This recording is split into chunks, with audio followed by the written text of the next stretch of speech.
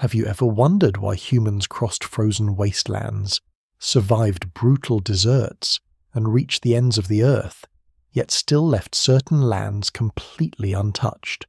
Places that looked open, fertile, even inviting, somehow remained empty for thousands of years, not because no one saw them, but because something about them kept people away.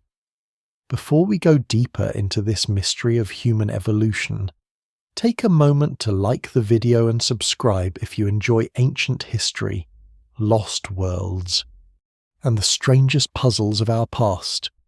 The strangest thing about human history is not how far people go, but where they do not go. A species restless enough to leave Africa, cross mountain chains, endure glacial cold, skirt coastlines, push through forests, and eventually scatter itself across nearly every livable corner of the planet still leaves behind a pattern of silence. There are lands that seem, at first glance, impossible to ignore. Broad valleys with room to move, islands visible from other islands, green horizons beyond a ridge, shorelines rich with fish, plateaus with game trails running across them, basins that collect rain. Yet when archaeologists begin to assemble the record, layer by layer, hearth by hearth, tooth by tooth, something unsettling appears. Some of these places remain unsettled for astonishing lengths of time. Others are visited but not occupied. Others seem to invite settlement and then repel it again and again. Human beings are capable of extraordinary risk, but not every landscape receives that risk equally. Seen from the air today, the world can look fully claimed. Borders fence it, roads cross it, satellites map it, and names pin every visible feature into place. But for most of human existence, the map is not filled in. It is full of edges, pauses, uncertain corridors, and vast blank spaces that cannot be explained simply by distance. The old story of expansion is often told as though it is automatic, as though people move outward in a smooth wave, finding a new river, a new coast, a new plain, and simply staying there if they can. The real pattern is much stranger.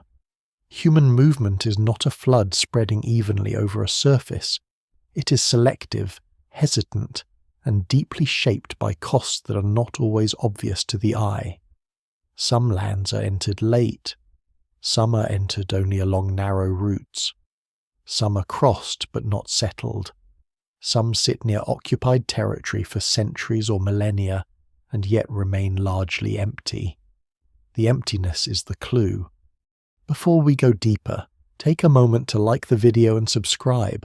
If this is the kind of history and mystery you enjoy, imagine a small band of humans standing at the edge of a landscape no one in their living memory has occupied. They do not see a modern map. They do not know the average rainfall, the disease load, the mineral content of the soils, the breeding cycle of a local prey, the hidden winter temperature, or the number of months each year when children can survive there. What they see is more immediate and far more dangerous. They see where the light falls late.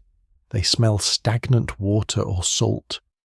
They notice whether birds rise from reeds, whether hoofprints are fresh, whether the wind carries dust, whether the trees fruit all at once or not at all. They watch where mist sits in the morning. They judge, with a kind of practical intelligence that keeps lineages alive, whether this place will feed bodies through bad weeks, bad months, bad years.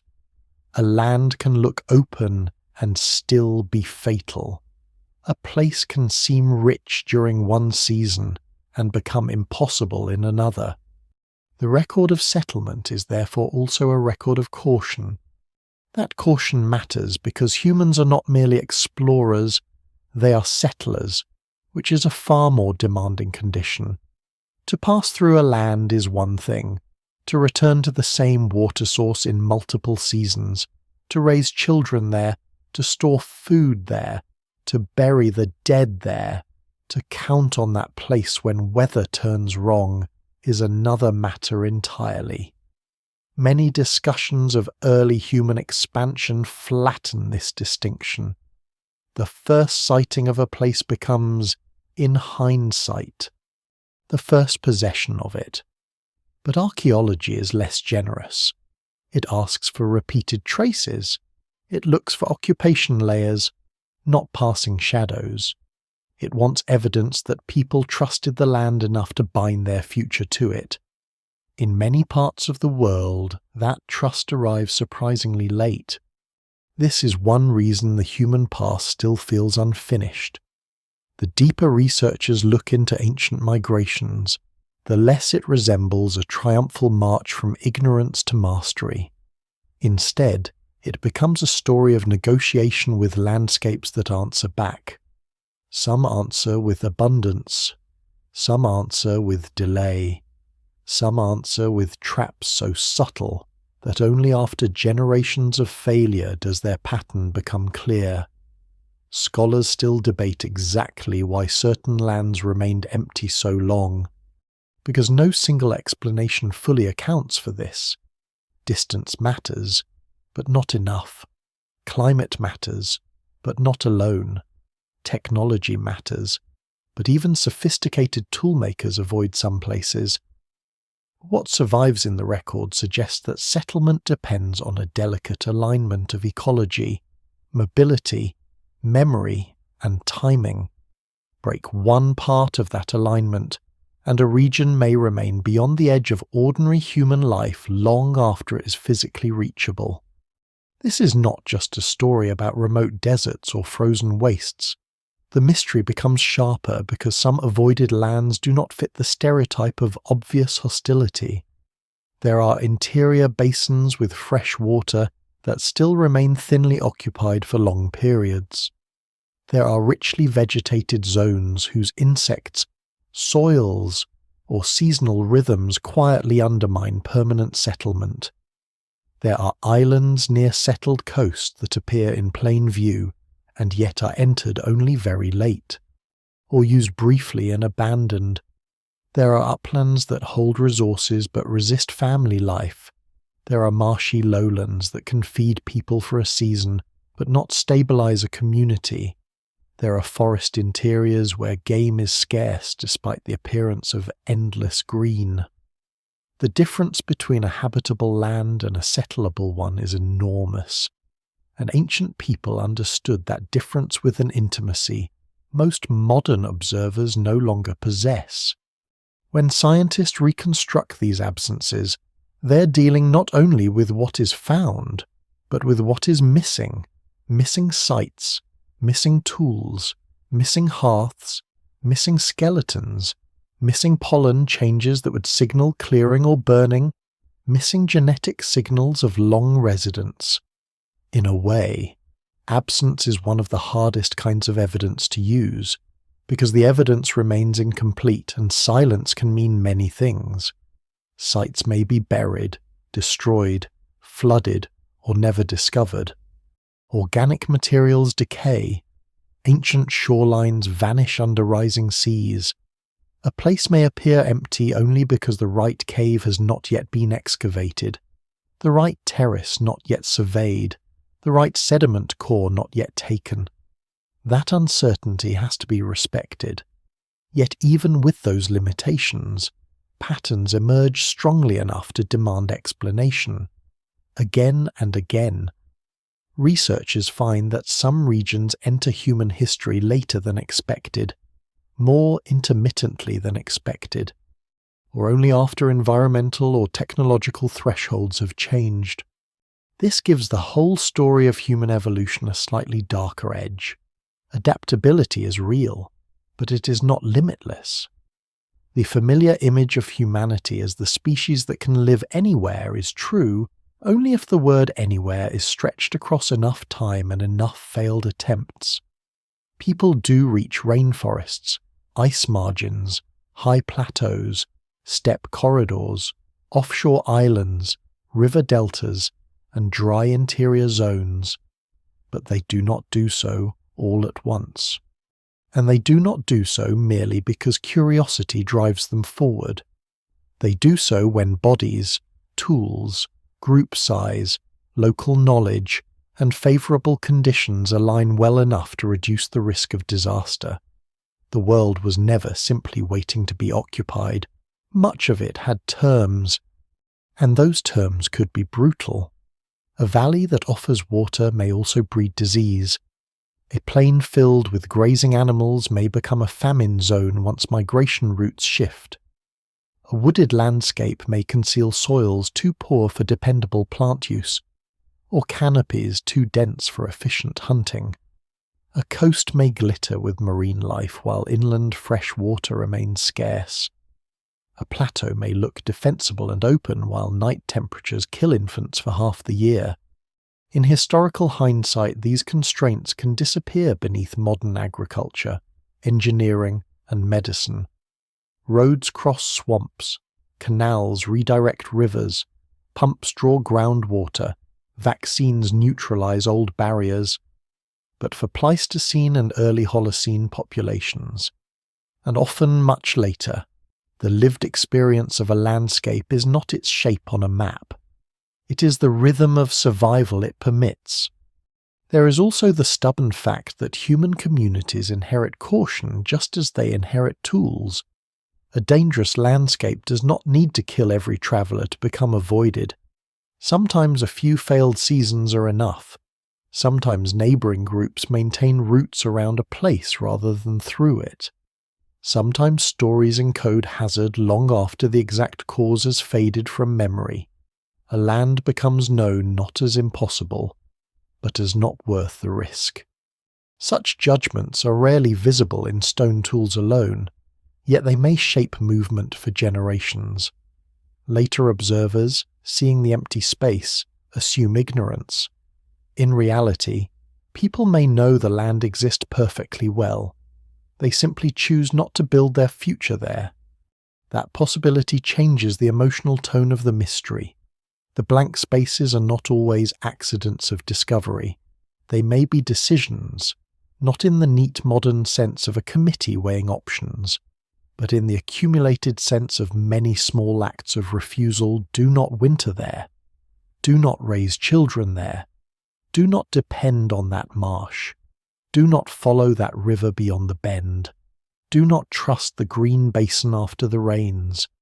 Do not climb past the snow line. Do not waste people on that island. Do not cross unless desperation leaves no alternative. Human history is full of ambition, but it is also full of restraint. In many cases, restraint is what keeps populations alive long enough to expand elsewhere. So the question is not simply why certain lands were never settled. In the strictest sense, very few landscapes remain forever untouched. The better question is why settlement arrives so late, so thinly, or not at all when the surrounding world is already full of human life. Why one valley becomes homeland while another remains a corridor. Why one coast fills with shell middens and villages while another, seemingly similar shore, stays quiet. Why neighbouring populations stop at the edge of an ecological boundary and hesitate there for centuries. Why a visible island becomes a permanent home in one era and a blank horizon in another. Why the human story, which so often presents itself as expansion without end, is actually punctuated by places that resist inclusion. To understand that, it helps to begin not with the avoided lands themselves, but with the species doing the avoiding, because the mystery becomes meaningful only when set beside the extraordinary mobility of Homo sapiens. These are not timid creatures trapped by habit. These are people who endure long-distance movement, remember seasonal routes, cooperate in groups, modify tools, exploit coasts, read animal behavior, use fire, and carry knowledge across generations. They're capable of pushing into astonishing conditions. That is why the silences matter. If a species like this leaves regions empty, then emptiness is not trivial. It is diagnostic.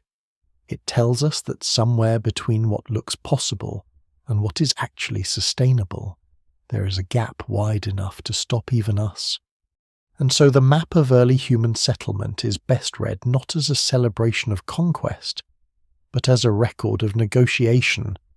Every occupied landscape is one where negotiation succeeded, at least for a time. Every delayed landscape is one where the terms remained unfavourable. The old blank spaces, whether they lie in ancient deserts, dense forests, high cold plateaus, unstable coasts, disease-heavy wetlands, or isolated islands, are not marginal footnotes to the human journey. They are central evidence of what it takes to become truly at home in the world. They remind us that migration is easy to romanticize, but settlement is always earned. The places left empty are therefore not mistakes in the story. They are some of its clearest truths. Long before human beings become the species that leaves puzzling gaps on the map, they first become the species capable of making a map in the mind. That transformation does not happen in a single place or moment, and it does not belong to Homo sapiens alone. But in our lineage it acquires unusual force. The body changes first in ways that are easy to underestimate. Upright walking frees the hands and changes how distance is managed.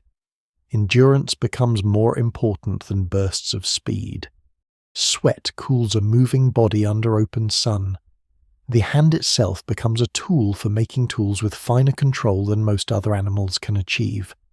None of this guarantees world-spanning movement. It only lays the mechanical foundation. The deeper change is cognitive and social. Humans become creatures who do not just move through a landscape, but remember it, compare it, narrate it, and pass usable versions of it to others. That ability is easy to romanticize as intelligence in the abstract. But in practical terms, it is something narrower and more decisive. It is the capacity to store survival outside the individual body. A person learns which ridge keeps snow longest, which inlet traps fish on a falling tide, which fruits ripen after smoke, which waterholes fail first in a dry year, which grasses draw grazing herds, which valley becomes a death trap when cold air settles in it after sunset. That knowledge is shared, corrected, repeated, and attached to movement itself. Children do not inherit only genes, they inherit roots, they inherit timing, they inherit a sense that the world has pattern. Once that happens, movement stops being blind dispersal and becomes strategy. For earlier hominins, movement is already part of life on a large scale. Different human relatives spread beyond Africa at different times, and their histories suggest that the impulse to expand is older than our own species. Yet Homo sapiens eventually carries mobility further, with more flexibility and into more varied environments. What sets our species apart is not a magical leap above all others, but a combination of traits that reinforce each other. Greater social networking allows information to travel farther than bodies. Symbolic thought, whatever exact form it takes in the beginning, seems to improve memory and coordination. More elaborate tools widen the kinds of food that can be extracted from a place. Fire extends the usable day, alters food chemistry, changes risk, and makes cooler environments more manageable. Clothing, shelters, containers, hafted implements, and planning depth each add a little more freedom. No single invention explains the global spread of humans. It is the stacking of abilities that matters. This is why early humans are best understood not just as wanderers, but as adaptive specialists in becoming less specialized. A lion is superbly fitted to a narrow range of hunting conditions. A koala is exquisitely tied to a particular diet. Human beings move in the opposite direction. They become more dangerous to the world not because they are perfect for one environment, but because they can assemble temporary solutions for many. They do not need every landscape to resemble the savannas in which earlier parts of the lineage evolved. They need only enough behavioral plasticity to bridge the difference.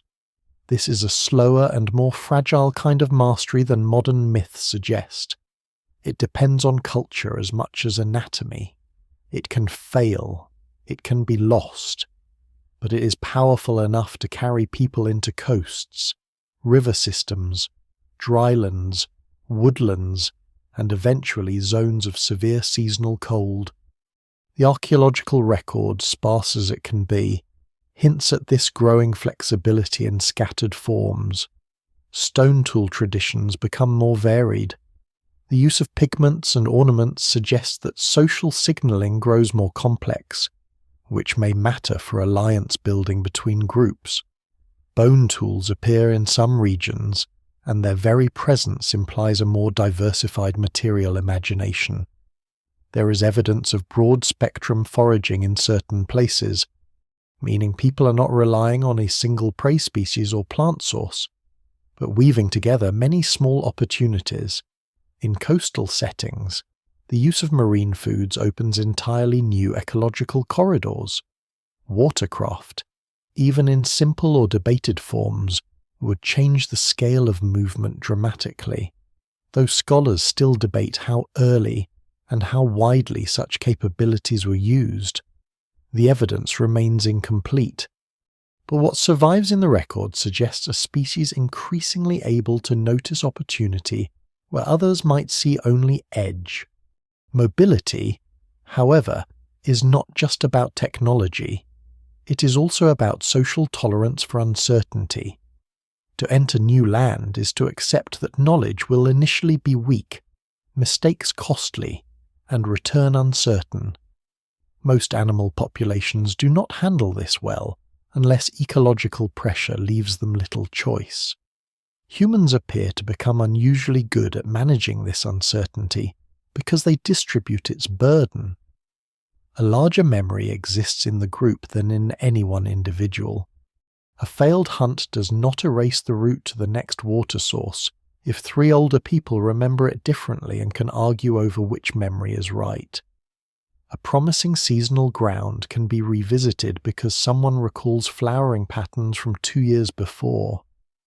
A marriage link between bands can open access to unfamiliar territory without immediate conflict. These quiet social mechanics are among the least visible and most important engines of expansion. There is also a demographic side to this story. Small, isolated populations rarely expand far, no matter how intelligent they are, because every movement risks fragmentation. A group that loses too many adults to hunger, exposure, or conflict may simply vanish. For expansion to become persistent, there must be enough people to explore without collapsing, enough reproductive resilience to absorb failure, and enough exchange between bands to reduce the long-term dangers of isolation. This is one reason scholars often connect bursts of expansion not merely to invention, but to population structure. Denser networks create more experimentation. More experimentation creates more local successes. More local successes generate models others can copy. A difficult environment that is impossible for a few families may become manageable for a wider network sharing labor, knowledge, and mates across a broader territory. By the time Homo sapiens begins to spread more widely across Eurasia and beyond, the species carries not just tools but a portable social world. This matters enormously. Humans do not settle land one body at a time. They settle it with kinship, obligation, taboo, memory, and practical teaching folded into daily life. A campsite is not just a location. It is a temporary node in a web of relations stretching across seasons and landscapes. Because of that, human adaptability is never merely individual toughness. It depends on whether a place can sustain the social thickness that human life requires. A lone person may survive almost anywhere for a little while. A population can survive only where enough food, water, mobility, and predictability allow more than bare endurance. This distinction will become central later, when certain lands appear physically accessible, yet remain socially and biologically poor candidates for settlement. Another important change is temporal. Humans do not only read space, they read recurrence. They begin to live not simply in the present landscape, but in the expected return of things. Salmon runs, herd migrations, seed ripening, flood pulses, winter ice, storm seasons, fruiting cycles, bird nesting periods, and dry season bottlenecks all become part of a calendar written in memory rather than on paper. To modern observers, a land may look empty at one moment and fertile at another. Ancient people experience it as a sequence. That sequence is what determines whether it can be lived in. This capacity to think seasonally and comparatively is one of the great hidden powers behind human expansion. It allows communities to bridge scarcity, move intentionally, and exploit landscapes that would defeat a species dependent on one narrow feeding strategy. Yet the very existence of this skill makes later absences more striking. If people can read a landscape through time, if they can shift camps, diversify diet, share knowledge, and build social links, then why are some places still avoided? The answer cannot be simple incompetence. By the stage when humans are reaching widely different environments, they are already highly experienced risk managers. They can exploit edge habitats, combine resources, and use movement itself as a solution. This is why the topic becomes so compelling. A species built to wander should, at least in theory, dissolve blank spaces quickly, but in practice, those spaces persist. That persistence means some obstacles are stronger than mobility alone. It also means that human success is often misdescribed by hindsight. We know where the species ends up, and so we imagine inevitability. We know that humans eventually inhabit Siberia, New Guinea highlands, the Americas, remote islands, deserts, and Arctic margins.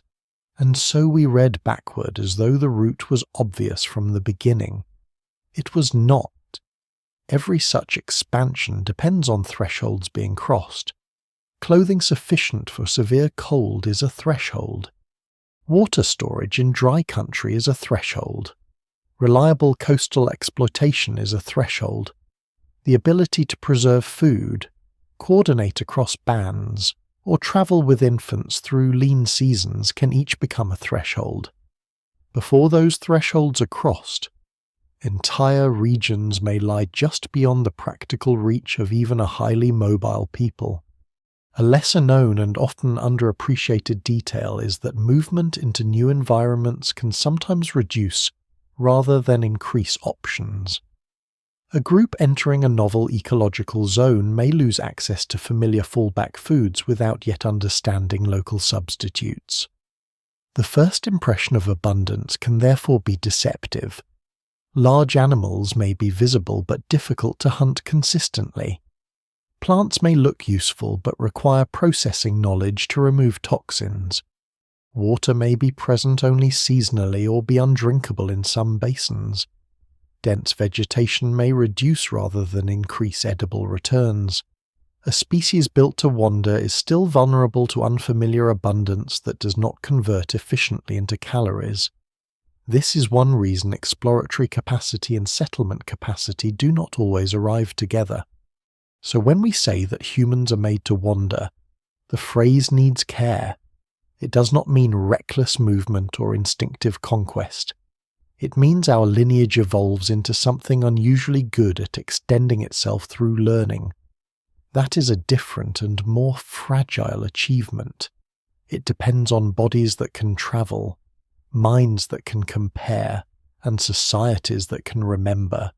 It depends on patience as much as boldness. It depends on a willingness to turn back from bad country and try another route. In that sense, The empty places in the human past are not contradictions of our adaptability. They are part of how that adaptability works. A successful species is not one that charges into every landscape at once. It is one that survives long enough to distinguish between the lands that can sustain it and the lands that only pretend they can. And that is what makes the next stage of the story so important.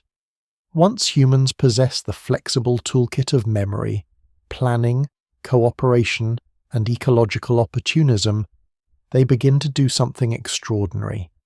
They move into worlds that seem openly hostile: glacial margins, high elevations, arid corridors, rough coasts, and seasonal grasslands under severe climatic stress. They prove, again and again, that hardship alone does not stop them. They enter places cold enough to kill the unwary, dry enough to punish hesitation, and unstable enough to make every return uncertain, which means that when other lands remain unoccupied, we cannot dismiss the puzzle by calling them harsh. Humans go into harsh worlds all the time. The deeper mystery begins when one harsh world becomes home, and another, seemingly no worse, remains silent. Once humans acquire the flexible habits of memory, planning, and shared knowledge, the map begins to change with startling speed, not everywhere and never evenly, but enough to make the pattern unmistakable. People move into environments that seem designed to exclude them. They follow herds into cold grasslands where winter strips the land to bone. They occupy uplands where thin air drains strength and nights turn sharp even after warm days. They skirt deserts along fragile water lines. They exploit storm-beaten coasts where food lies scattered across tides, currents, and seasons. They push into forest margins, river corridors, and steppe edges where movement itself becomes a survival tool. If one looks only at the audacity of these expansions, it is easy to conclude that humans can live anywhere difficult enough time and nerve will allow. But difficulty, on its own, proves to be a poor predictor. Some hard lands are entered surprisingly early. Some apparently less forbidding lands remain empty. That contrast is one of the great clues. The cold north offers one of the clearest examples. To modern intuition, Ice Age margins ought to represent the outer edge of possibility, yet human populations repeatedly move into severe seasonal cold long before many other landscapes are fully settled. This does not happen because the north is easy. It happens because certain cold environments, harsh as they are, still provide something invaluable: structure. Herd animals move in patterns. Fuel may be scarce, but predictable. Open ground allows tracking. Seasonal rounds, once learned, can be relied upon with reasonable confidence. Clothing, shelter, fire, and social coordination become decisive, but they operate in a world whose risks, while deadly, are often legible. A freezing plain can kill, yet it can also be read. Snow records movement. River valleys channel migration. Mammoth steppe and reindeer country may be brutal, but they can reward knowledge with dependable returns. The same principle appears in dry lands. There are deserts so extreme that they remain marginal for most of human history, but there are also arid corridors and semi-desert margins that humans learn to use quite early. The secret is not a tolerance for thirst in some abstract sense. It is the recognition of patterned scarcity, where water holes recur, where seasonal plants can be harvested efficiently, where game converges predictably, and where mobility itself is possible. Dry country becomes difficult but workable.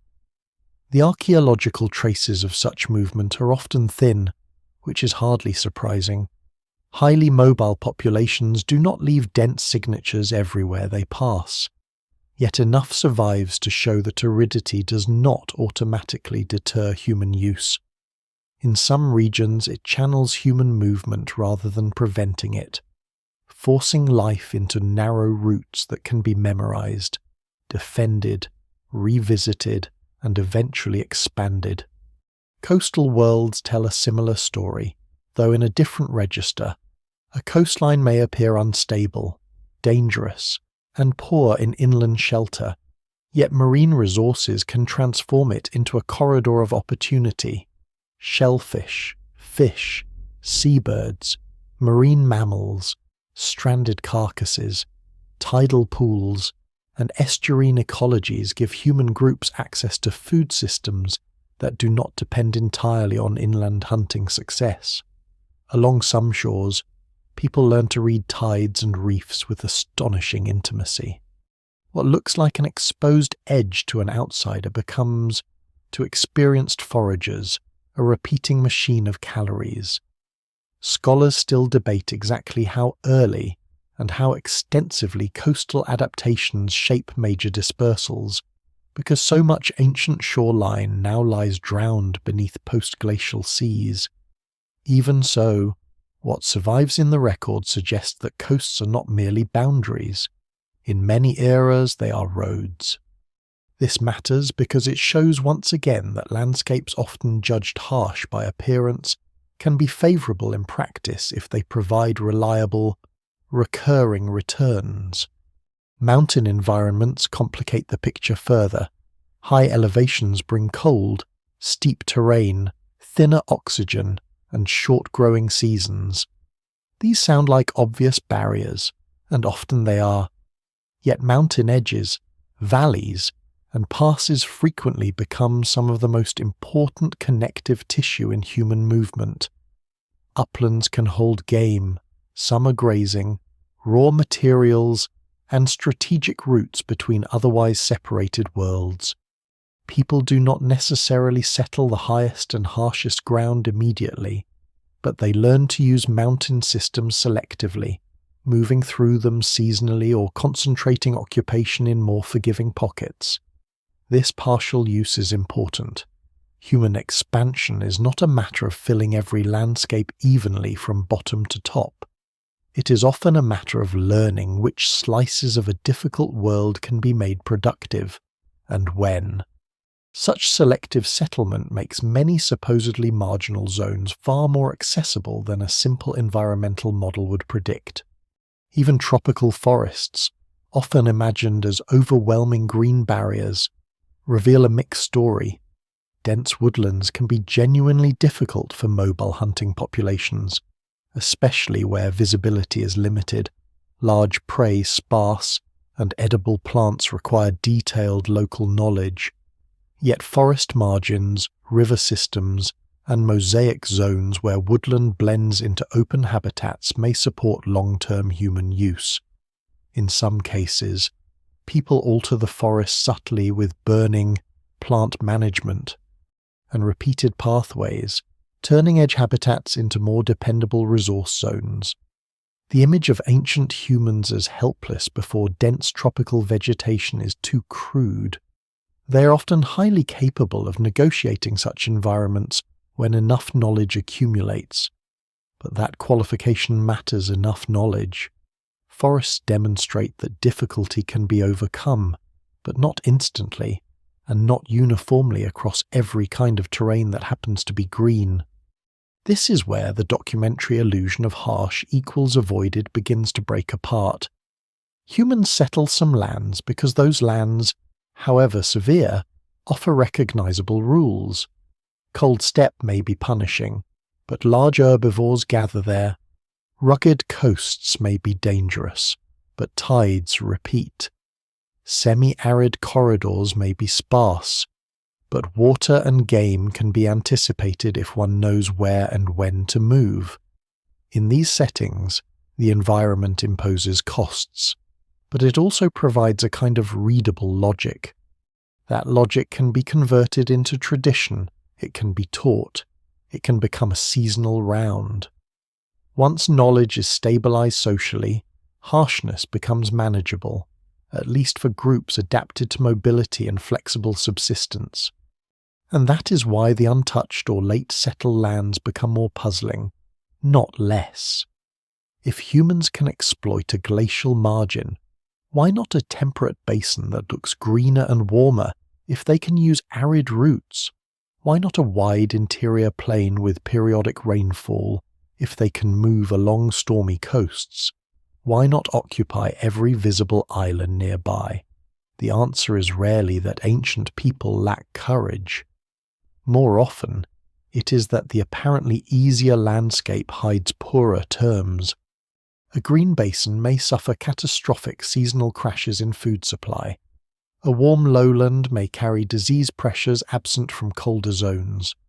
An island visible from shore may lack fresh water, suitable landing points, or enough dependable resources to support families beyond a brief visit.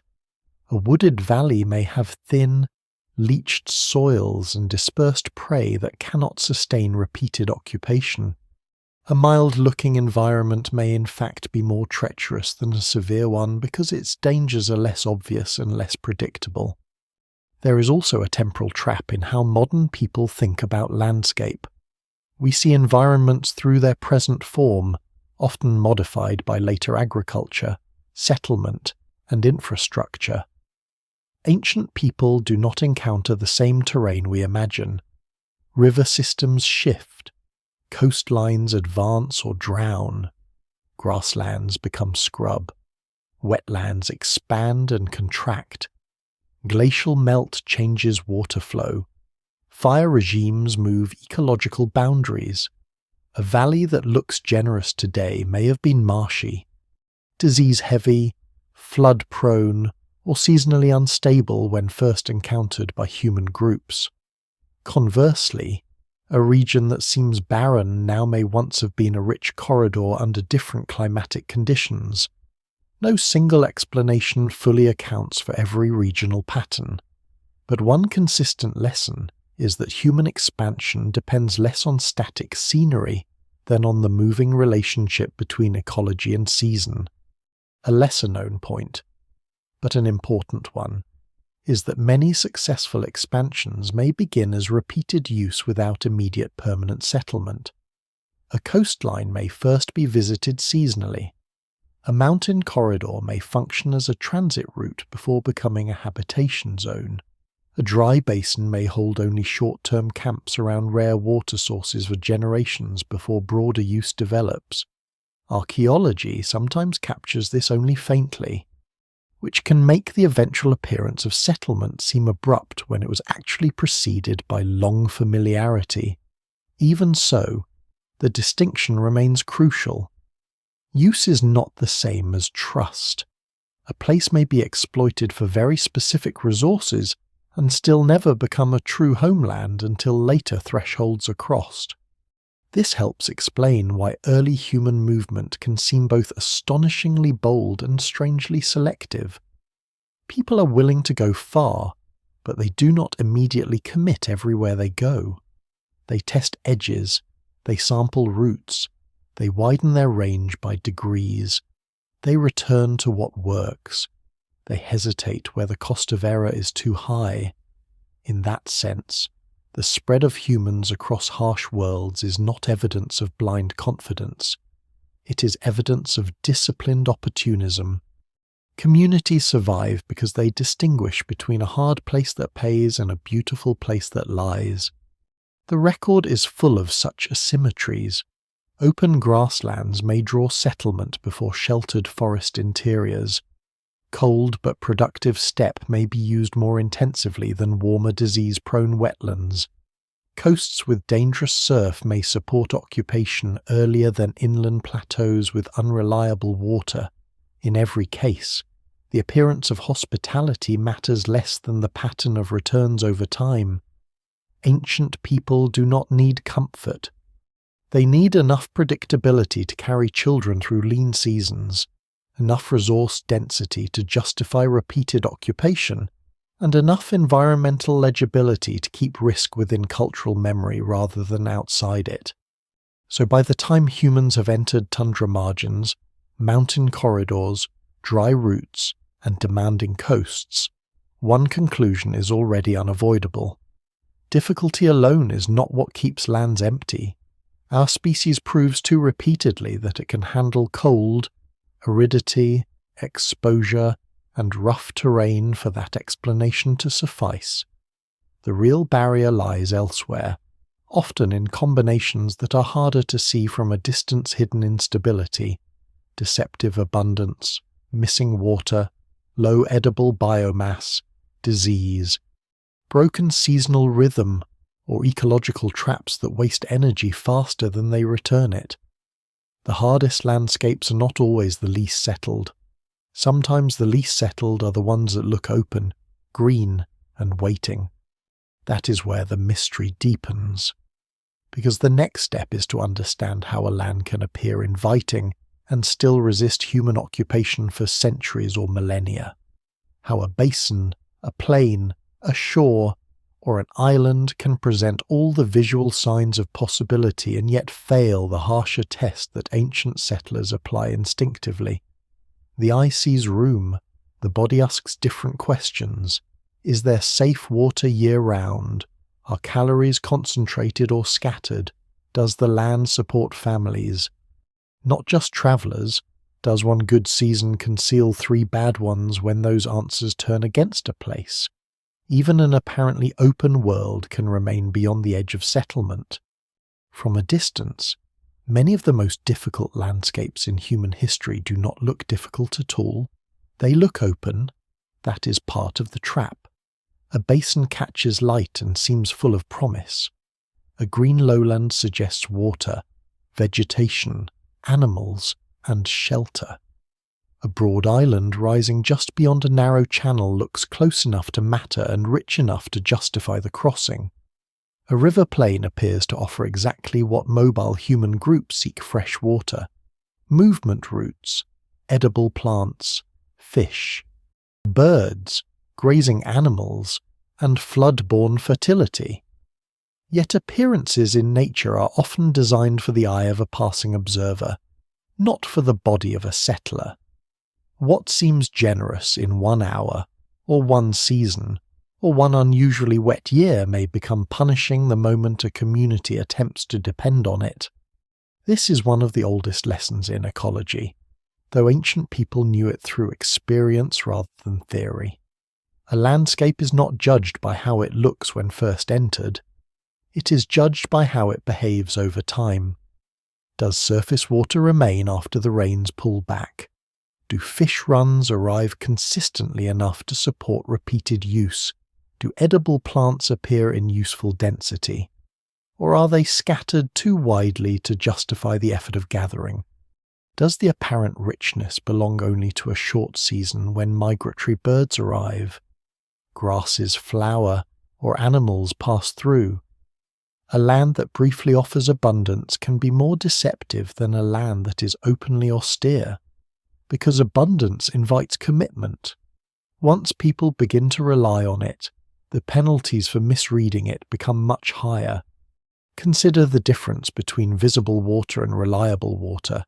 To a traveller, the presence of pools, marshes, streams, or a lake may suggest security. To a settlement-minded group, each of those sources raises more questions than it answers. Is the water seasonal? Is it drinkable in dry months? Does it become saline as evaporation concentrates minerals? Does it sit stagnant long enough to breed insects and disease? Is it accessible year-round? Or does mud, flooding, freezing, or dangerous animal concentration make it practically unusable at crucial times? Scholars still debate how strongly such local variables shape delayed settlement in specific regions, because the evidence remains incomplete. But what survives in the record suggests that ancient communities were highly sensitive to these differences. Water that cannot be trusted is scarcely better than no water at all. The same is true of vegetation. Green does not necessarily mean food. Some of the most visually lush environments on Earth are surprisingly poor in calories available to humans without specialized knowledge or technology. Dense plant growth may lock nutrients into wood, fibre, or chemically defended leaves rather than into edible fruits, seeds, or tubers. What looks like a rich forest may support fewer large prey animals than an open grassland. Thick cover may reduce hunting efficiency so sharply that the apparent abundance of life does not translate into dependable returns. In certain wet lowlands, vegetation also signals saturated soils, unstable footing, and a mosquito-rich environment in which settlement becomes biologically expensive. To a distant observer, green reads as life.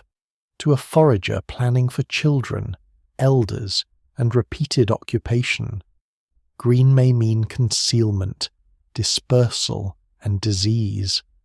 There is a similar deception in flatness. Open ground feels inviting because movement seems easy. Broad plains imply room for camps, visibility, and travel. But a flat landscape can hide some of the most serious constraints of all. If water lies too deep below the surface, or only appears after rare rains, openness becomes exposure. If game animals pass through but do not remain, the plain becomes a corridor rather than a home. If soils are thin, alkaline, or prone to seasonal hardening and cracking, plant life may be too unreliable to support intensive use. If wind strips moisture faster than it falls, what looks like a gentle landscape can become a caloric drain. The body spends energy crossing distance that yields little back. A family can move through such country. A population may refuse to root itself there. Islands create an especially powerful version of this illusion because they compress promise into a visible shape. From one shore, another shore looks tangible. It seems almost already reached. But crossing water is never just a question of distance. The island must also be worth the risk once reached. Does it have fresh water independent of rainfall puddles? Does it hold enough plant and animal resources through the leanest season, not just during arrival? Are landing conditions safe enough for repeated travel with children, tools, and perhaps stored food? Does bad weather isolate it for long stretches? Are there hidden currents, poor beaches, cliffs, or exposure to storm surge that turn access into a gamble? Many islands throughout the world are visited far earlier than they are permanently settled, and some remain marginal because they fail one or two of these tests in ways not visible from the mainland. No single explanation fully accounts for every case, but nearness on the horizon often disguises ecological insufficiency. Then there are river valleys, which modern people are trained to see as natural magnets for civilization. In many periods they are. Rivers concentrate life, connect territory, and buffer drought. Yet not every river landscape behaves this way. Some flood too erratically to support stable use without later technological interventions. Some shift channels unpredictably across wide floodplains. Some create marshy, disease-heavy lowlands rather than dependable settlement corridors. Some carry water through stretches that are fertile only in narrow belts, beyond which food thins sharply. To us, a river can seem like a ready-made invitation to ancient groups. The decisive issue is whether it creates a usable annual rhythm or merely a series of local opportunities surrounded by recurring hazards. This difference between opportunity and rhythm may be the key to the whole mystery. Many lands are not truly empty because they lack resources altogether. They remain thinly settled because their resources do not arrive in the right configuration. They are too scattered, too seasonal, too unstable, too hard to process, too vulnerable to sudden collapse, or too expensive to exploit with the tools and social organization available at the time. A place may provide fish but little drinkable water, large prey but no fuel, edible plants but only after specialized detoxification, shelter but no reliable winter food. Each partial advantage makes the land look promising. Yet settlement requires convergence. People do not build a future out of disconnected gifts unless the gaps between them can be bridged. That is why some landscapes act as ecological traps. They advertise possibility and then punish commitment. A shallow lake ringed with birds and reeds may support excellent short-term foraging, but when dry months arrive, the shoreline retreats, fish die off, waterfowls and insect populations explode. A forest edge may teem with life after seasonal rains, drawing game and gatherers, only to become nutritionally sparse when fruiting ends. A coastal shelf may deliver shellfish and stranded marine life in abundance, while fresh water inland remains too scarce for sustained occupation. These traps do not need to be permanent to shape human history. A few generations of failed reliance may be enough to make a region culturally suspect. What makes this even harder for archaeologists is that ecological traps can leave ambiguous traces. Brief visits may produce a light archaeological footprint. Abandonment may look like non-use. Catastrophic seasonal failures may leave no dramatic destruction layer, only absence. The record can therefore make a landscape seem mysteriously skipped, when in fact it may have been known, tested, and rejected more than once. Scholars still debate how often this happens because absence is difficult to interpret with confidence. Still, the broader pattern remains persuasive. Some lands delay settlement not because no one reaches them, but because repeated close contact fails to turn into trust. A lesser-known detail that matters here is the difference between adult survival and community reproduction. A strong hunting party may survive in a difficult place for months.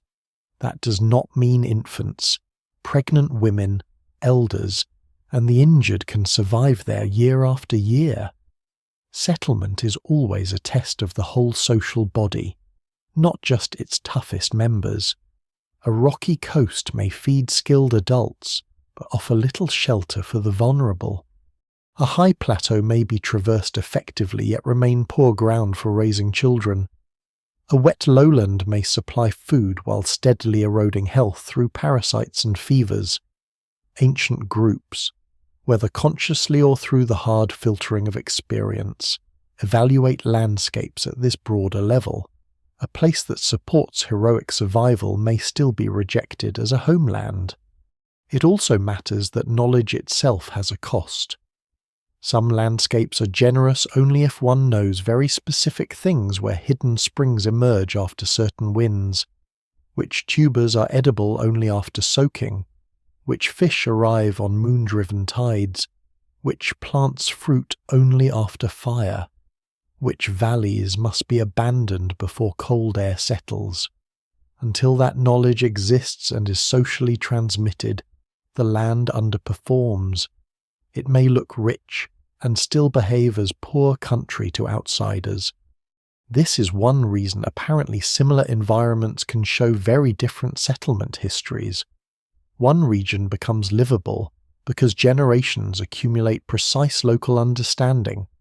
Another remains marginal because that understanding never stabilizes, or because the underlying ecology is too volatile for knowledge to keep pace. Modern observers often underestimate this because we are accustomed to technologies that flatten environmental difference. Pumps solve shallow water shortages. Storage solves seasonal gaps. Medicine reduces disease risk. Roads reduce isolation. Boats with engines make uncertain crossings routine. None of that existed for most of the human story. Ancient settlers had to read the land more honestly than we do, because they could not force it to yield in the same way. The landscapes they avoided were not necessarily dramatic wastelands. Some were simply lands whose hidden arithmetic did not work. So when an old map of human settlement shows a broad blank area beside occupied regions, the reason may lie not in spectacle but in misfit. The land may have offered enough to attract attention, enough to tempt entry, enough to sustain rumour, perhaps even enough to support brief use, but not enough in the right combination to sustain a future. It looked open. It was not open in the way that mattered. It lacked the invisible agreement settlement requires water that could be trusted, calories that could be stored or predicted, routes that remained passable, health costs that stayed survivable, and seasonal rhythms stable enough to be learned. That invisible threshold is where the mystery sharpens, because once appearance is stripped away, the problem becomes more exact. Human beings do not settle land according to beauty, size, or apparent fertility. They settle according to the hard arithmetic of energy and survival. A place can be vast and still fail. It can be green and still fail. It can lie near other occupied lands and still fail. The decisive questions are brutally simple. How much usable water is there when the bad season comes? How many calories can the land yield without exhausting the people taking them? How much energy must be spent to gain that return? That deeper reckoning waits underneath every empty horizon, and it is there, more than anywhere else, that certain lands begin to reveal why they stayed beyond the human frontier. At the heart of every successful human settlement lies a calculation so old that no one living inside it would have spoken of it as mathematics. It is measured in thirst, hunger, effort, and time. A landscape must do more than exist. It must return more energy than it takes. It must do so not once, not in a lucky season, but repeatedly enough that a group can remain, raise children, recover from illness, survive mistakes, and absorb the slow friction of daily life. This is the harder truth beneath every empty region in the human past. However grand the mystery may sound, it often reduces in the end to water and calories. The ancient frontier is drawn not where the eye stops, but where the body's budget breaks. Water is the first and most merciless term. Human beings can carry skill, memory, tools, and social knowledge into very difficult settings, but the body remains built around constant loss, sweat, breath, waste, heat, exertion, nursing, childhood growth, sickness, pregnancy, and simple travel all draw from the same narrow reservoir. In many environments, especially warm or exposed ones, the margin between adequacy and danger is frighteningly small.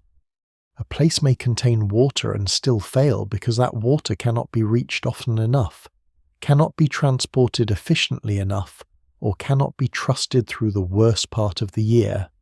Settlement depends not on the existence of water in the abstract, but on dependable access at the exact scale daily life demands.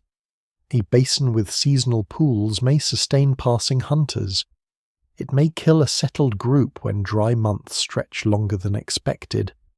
Even in cooler regions, where thirst seems less dramatic, water still governs everything. It shapes the movement of prey, the presence of edible plants, the viability of camps, the spread of disease, the accumulation of fuel, and the ability to remain in one place long enough to build social continuity. A people without secure water does not really occupy a landscape.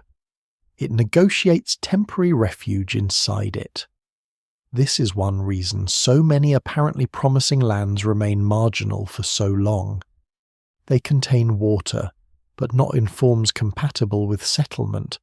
Some sources are too scattered, some are too unreliable, some are trapped in marshes, clogged with sediment, or ringed by hazards. Some are available only when the landscape is already rich in other resources, making the good season look deceptively permanent. Scholars still debate the exact role of water stress in individual regions. Because ancient hydrology is difficult to reconstruct with precision, But what survives in the record suggests that water reliability is among the strongest hidden predictors of long delay. Then comes food, though in a more complicated sense than modern intuition often allows. Early humans are not merely seeking places with life in them. They are seeking places where usable calories accumulate in ways that justify repeated effort. A herd of animals moving unpredictably across open country is not the same as a resource base. A forest full of plant matter is not the same as abundant food. A wetland alive with birds and insects is not necessarily calorically efficient. The crucial question is concentration. How much edible energy can be gathered, hunted, trapped, processed, stored, or anticipated relative to the labor required human settlement favors, places where calories gather in clumps that knowledge can exploit? Fish runs, nut groves, seasonal ungulate corridors, reliable shellfish beds, dense stands of edible seeds, repeated access to medium-sized prey. Without such concentration, life becomes an endless expenditure of effort over too large an area. This is where land area can mislead as badly as greenery. A huge territory may still feed very few people if its calories are dispersed thinly. Groups may have to travel constantly, burning energy to gather energy, with little margin left for infants, injury, poor weather, or failed hunts. In such a setting, mobility can preserve life, but settlement becomes punishing. The landscape is not empty because nothing grows there. It is empty because not enough usable food gathers where and when it is needed. This is especially true in environments where prey is sparse. Plants require labor-intensive processing, or edible resources appear in brief bursts separated by long lean intervals. No single explanation fully accounts for every delayed settlement zone. But low caloric density combined with high search cost appears again and again as part of the answer. There is also the problem of seasonality, which turns abundance into an unreliable witness. Many landscapes look rich during their most dramatic phase. Migrating birds fill wetlands, fish crowd estuaries, grazers pass through plains, fruit ripens all at once, insects emerge in clouds, grasslands briefly explode with life after rain. A visiting group may experience this as opportunity. A resident group must survive what comes next. If the lean season is too long, too uncertain, or too severe, the entire annual cycle collapses as a settlement system. The evidence remains incomplete in many regions, but paleo-environmental work often shows exactly this kind of instability beneath seemingly favorable surfaces. A place can support intense short-term use and still fail the broader test of year-round viability. One of the harsher truths of pre-modern life is that calories are never just calories. They are entangled with risk. Large prey animals provide enormous returns, but also demand coordination, skill, and physical danger.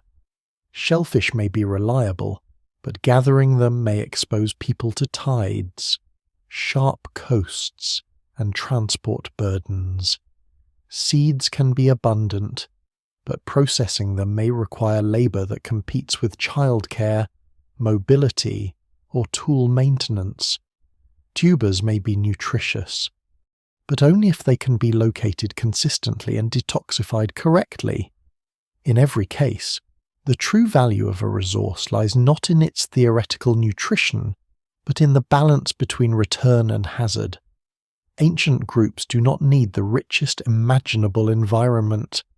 They need one whose returns are predictable enough and whose risks are survivable enough to sustain a population over time. This is why certain hard landscapes are settled sooner than softer-looking ones. A cold steppe with large migratory herbivores may offer better caloric logic than a warm forest with scattered small prey and complex toxic plants. A rough coastline with concentrated marine foods may outperform a lush inland basin where edible resources are diffuse and seasonal.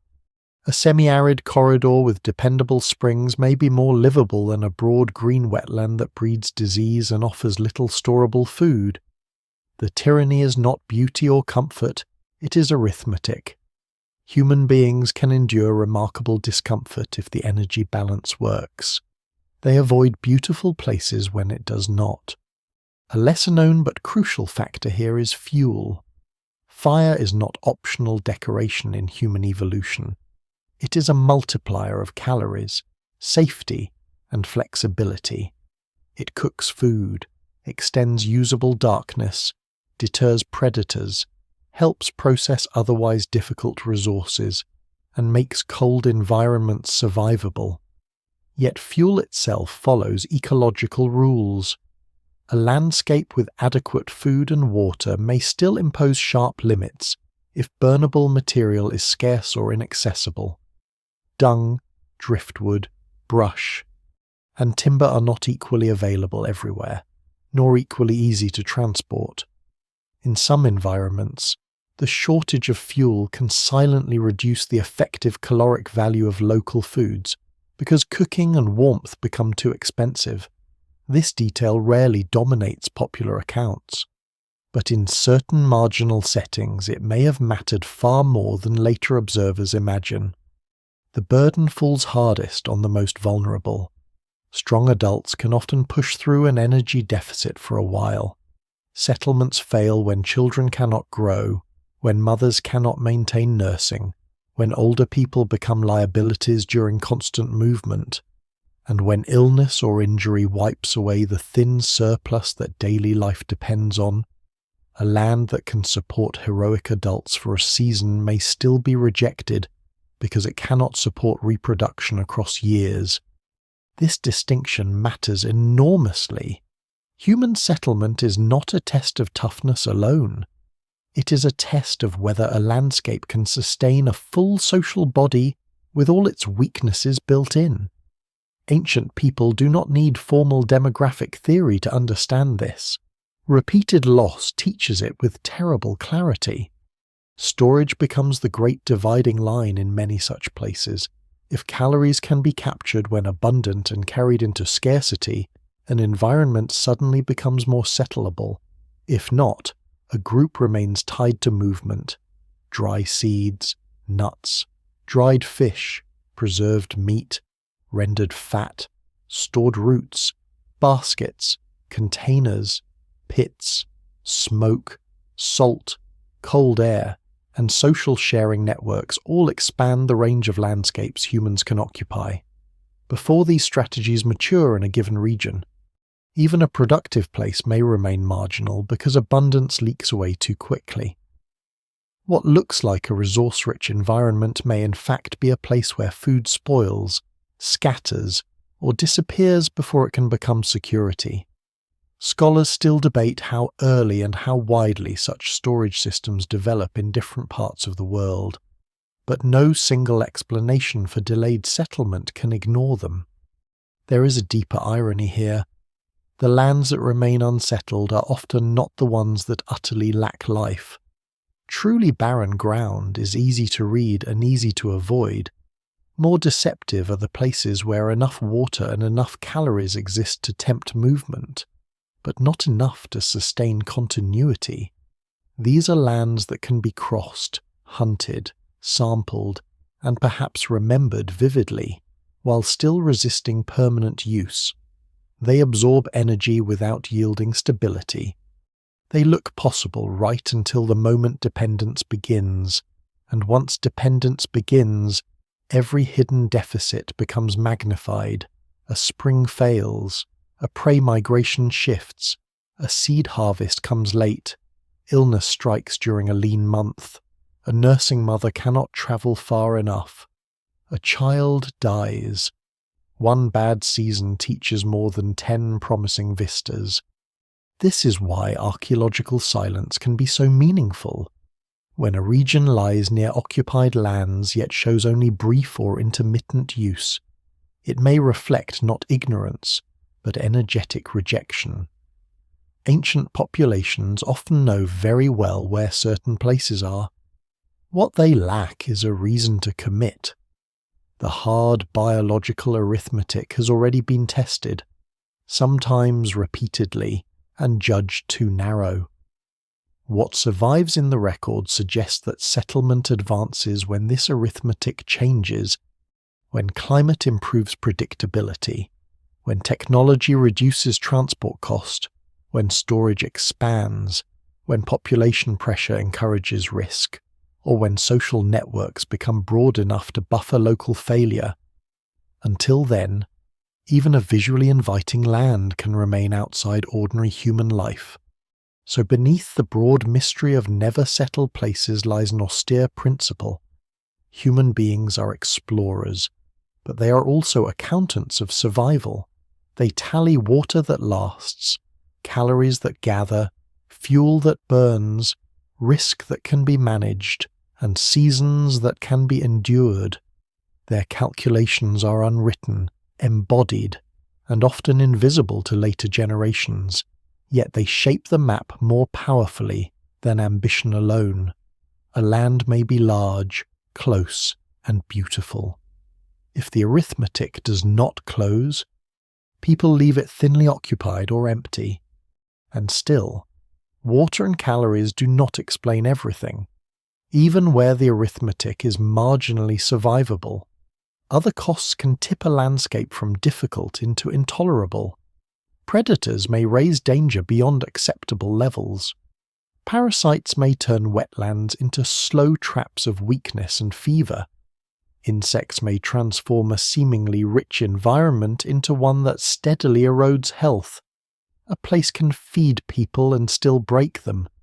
To understand why certain lands stay beyond settlement, the next layer of the story lies in these quieter enemies, the ones that do not always appear in the landscape at first glance but travel through blood, skin, sleep, and fear. Even when a landscape satisfies the first brutal requirements of water and calories, it may still fail the deeper test of human settlement for reasons that are harder to see and harder to measure. A place can feed a group and still wear it down. It can offer fish, game, edible plants, and drinkable water, yet remain haunted by pressures that do not appear in a simple inventory of resources. Teeth can meet flesh in obvious ways. Fever can arrive through a bite so small it leaves almost no mark. Parasites can strip strength from a child without any dramatic event at all. Large predators can alter movement patterns even when they rarely kill. Insects can make certain valleys, marshes, and forest margins not technically impossible, but persistently costly in ways that accumulate year after year. Some lands are not empty because they lack food. They are empty because life in them remains biologically expensive. The obvious dangers are easiest to imagine. Where large carnivores are common, human occupation changes shape immediately. Camps need better protection.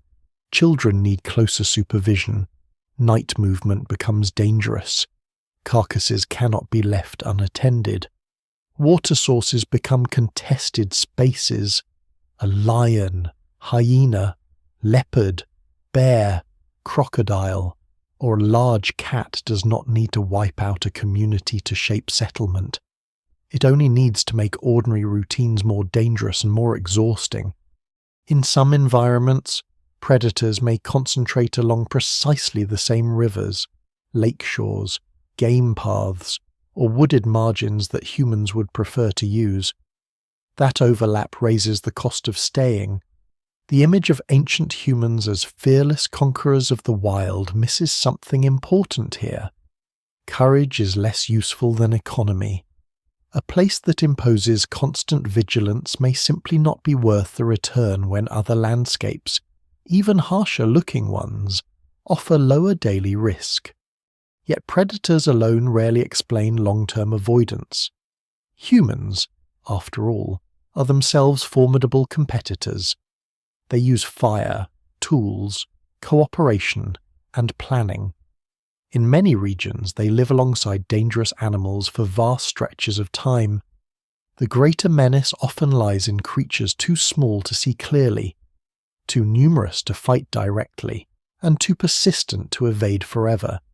Mosquitoes, ticks, fleas, biting flies, intestinal worms, waterborne organisms, skin parasites, and a long list of pathogens tied to warm, wet, or densely vegetated environments can turn abundance into attrition.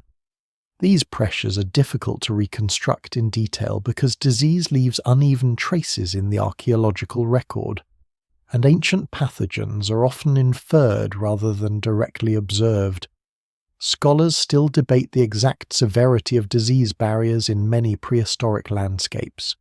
Even so, what survives in the record suggests that parasites and infectious burdens likely shaped human settlement more than older narratives once admitted. This is especially true in wetlands and low-lying warm zones, where water, vegetation, and animal life gather in ways that appear inviting from a distance. Such places can be productive, but they also create ideal conditions for insect vectors, stagnant water, and the spread of organisms that weaken rather than kill outright. That distinction matters. Dramatic death is visible, slow debilitation is not. A group struggling with recurrent fevers, chronic intestinal loss, infected wounds, heavy biting pressure, or childhood parasite load may still leave campsites, tools, and food remains, but its resilience shrinks. Children grow more slowly, pregnancies become riskier, adults lose strength, mobility becomes harder, recovery from lean seasons becomes less certain. A landscape does not need to be uninhabitable to remain unattractive. It only needs to keep population health low enough that long-term continuity becomes fragile. The effect of insects alone may be profoundly underestimated in popular imagination. A region rich in fish, birds, and plants can still become almost unlivable for repeated occupation if biting swarms reduce sleep, spread disease, damage livestock in later eras, or make seasonal movement unbearable. Modern people, protected by screens, medicine, drainage, repellents, and clothing technologies, often forget how deeply insects structure ordinary life. For ancient communities, especially those living near marshes, tropical waters, or certain forest ecotones, this pressure could shape when camps were used, how long they were occupied, and whether they were trusted at all. The evidence remains incomplete and often indirect, but no single explanation fully accounts for delayed settlement without considering these silent biological costs.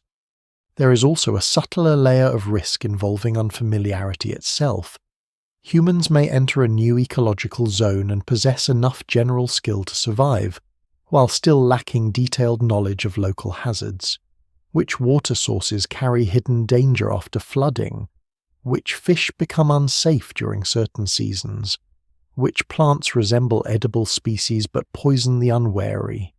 Which animal carcasses are more likely to bring contamination? Which insects emerge after rains?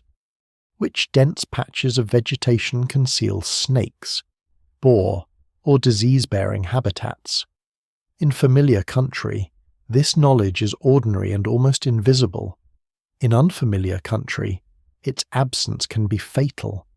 A landscape that seems rich but punishes small errors may repel settlement far more effectively than one that looks openly severe but behaves predictably.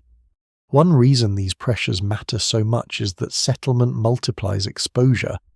A mobile group passing through a dangerous place may suffer losses, but a more settled group returns repeatedly to the same water edges, sleeping grounds, refuse areas, and seasonal resource patches.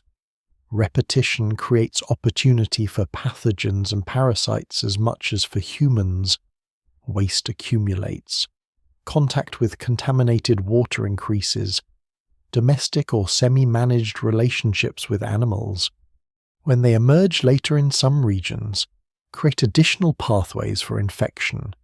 Camps become more legible not just to people, but to scavengers, biting insects, and disease ecologies. The very act of staying put can therefore intensify biological danger. A place that is tolerable as a corridor may become punishing as a home. The burden, again, falls unevenly. A robust adult can survive conditions that quietly destroy the vulnerable. Small children absorb parasite loads more severely. Pregnant and nursing women face compounded nutritional and immune stresses. Older adults and the injured are less able to recover from repeated infection, interrupted sleep, or constant threat. If a landscape steadily weakens these groups, it undermines reproduction and continuity, even when it continues to support occasional adult foraging success. This is one reason settlement history can diverge so sharply from pure resource availability. A valley may hold enough game and water to support impressive short-term exploitation by skilled adults, and still remain a poor setting for long-term community life. Predation, too, has indirect effects beyond actual attacks. The presence of dangerous animals can reshape space. Watering sites become contested and time-sensitive. Travel routes are chosen for visibility rather than efficiency. Camps may cluster in defensible but less productive locations. Night fires require more fuel.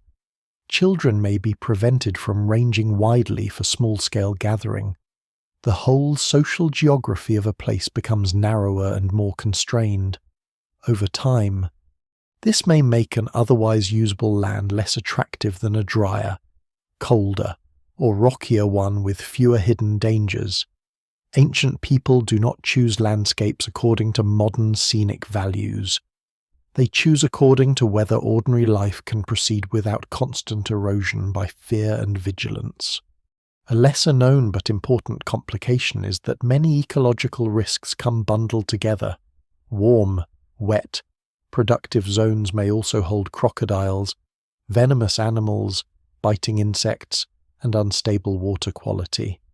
Dense forests may combine difficult hunting with parasites and low visibility. Floodplains may produce seasonal abundance but also trap populations between rich food pulses and disease-heavy stagnant periods. In such settings, no single obstacle needs to be decisive. The cumulative cost is what matters. A landscape can lose the competition for settlement not because it is impossible in one dramatic sense, but because every advantage is slightly reduced by another hidden tax. This may help explain a recurring pattern in world prehistory populations often thrive first in ecological mosaics and margins, rather than in the most biologically dense zones. Edges between habitats can offer diversity of resources, open visibility, lower disease load than wetter interiors, and more flexible mobility. A lightly wooded grassland margin, or a productive coast with decent freshwater access, may outperform a richer-looking swamp forest, because the overall balance of risk is better. What survives in the record suggests that humans repeatedly favour such compromise zones, where no single resource dominates but the combined costs remain manageable. For archaeologists and anthropologists, this creates a frustrating problem. Bones reveal some injuries, sediments reveal some insects, ancient DNA occasionally captures pathogens, but much of the lived pressure of biting, fevers, restless nights, infected cuts, wary movement, and repeated low-level sickness disappears almost completely. The record therefore tends to preserve the material promise of a place better than its biological hostility. We may see fish bones, bird remains, lush pollen records, and water systems, then wonder why settlement appears light or late. The answer may lie in a missing atmosphere of strain that once filled the same landscape. Scholars still debate these reconstructions because direct evidence is scarce, But the logic is difficult to ignore. This is where the mystery of unsettled lands becomes more human and less abstract. Ancient people are not making decisions on a map. They are living inside flesh that tires, swells, itches, bleeds, sickens, and fears. They do not reject a place because it is theoretically below some neat environmental threshold. They reject it because too many ordinary days there go wrong. Water must be approached cautiously. Nights bring dangerous sounds. Insects rise at dusk. Children scratch at bites until skin opens. Fevers return. Hunting paths are tense. Camps feel temporary even when resources are good. A place need not produce catastrophe to remain beyond settlement. It only needs to wear people down faster than it rewards them. So the blank spaces in the human story are not always sterile zones or obvious wastelands. Some are biologically noisy places, full of life but hostile to the kind of repeated, reproductive, intergenerational stability that settlement requires. They feed and threaten at the same time. They tempt and punish. They can be known well, visited often, even valued seasonally, while still remaining poor candidates for full occupation. And there is another layer still waiting beneath this one, because even where water, calories, and biological threat remain survivable, the land itself can resist in a more physical way.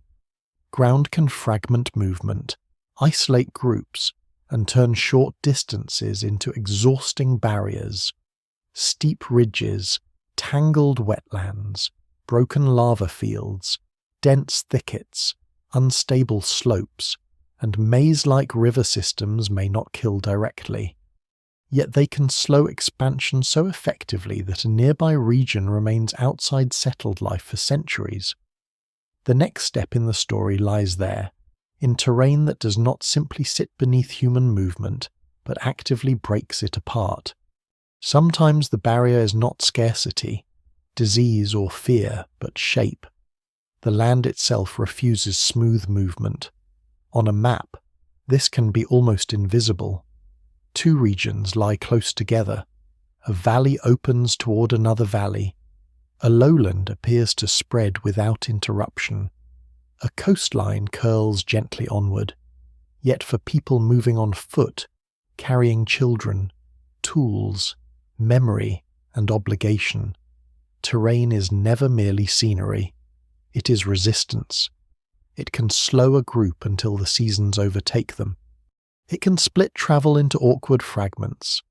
It can narrow approach to a single risky corridor, force detours that drain calories, and isolate promising patches from one another so completely that no larger settlement system ever stabilizes. Some lands remain outside ordinary human life not because they are impossible to enter once, but because the ground makes repeated movement too costly to sustain. Mountains are the most obvious example, but also the easiest to oversimplify. A mountain range is rarely a solid wall. It contains passes, sheltered valleys, summer pastures, raw materials, game routes, springs, and temporary pockets of abundance. Humans often learn to use these selectively. The real problem arises when the usable pieces do not connect well enough to support continuity. A valley may be fertile but cut off for long stretches by snow or rockfall. A pass may open briefly each year and then close. A high basin may sustain a warm season camp while becoming deadly in winter. Steep terrain also magnifies transport cost. Every child, carcass, bundle of fuel, container of water, and injured person becomes heavier on an incline. Settlement demands repetition, and repetition in broken ground can become more expensive than a brief crossing ever reveals. This is why mountains so often function first as seasonal zones, corridors, or edges rather than full population cores. People may move through them, hunt in them, quarry stone there, or shelter in selected niches long before they can truly settle large portions of them. In some cases they never do, at least not until later technologies, denser populations, or altered climates change the balance. Scholars still debate the timing and intensity of upland use in many parts of the world because the archaeological record in such terrain is often patchy. Sites erode, slopes shift, cold and exposure limit repeated occupation. But what survives in the record suggests a familiar pattern terrain fragments possibility. It does not always say no. More often it says not enough, not yet, not here year-round. Wetlands create a different kind of broken ground. They may look flat and rich, but underfoot they resist everything. Marshes, swamps, reed beds, seasonally flooded lowlands, peat bogs, and riverine backwaters can disrupt travel more effectively than many cliffs. Movement becomes slow, uncertain, and exhausting. Safe footing changes with water level. Loads cannot be carried efficiently. Dry camp locations are few. Paths shift. Water channels divide what appears contiguous. Some wetlands are highly productive seasonally, drawing fish, birds, edible plants, and game. But this very richness may conceal how hard they are to live in continuously. A place that yields food well for a few weeks may remain a poor candidate for stable settlement if every movement through it consumes disproportionate energy and risk. Dense forests can do something similar, though in a less obvious way.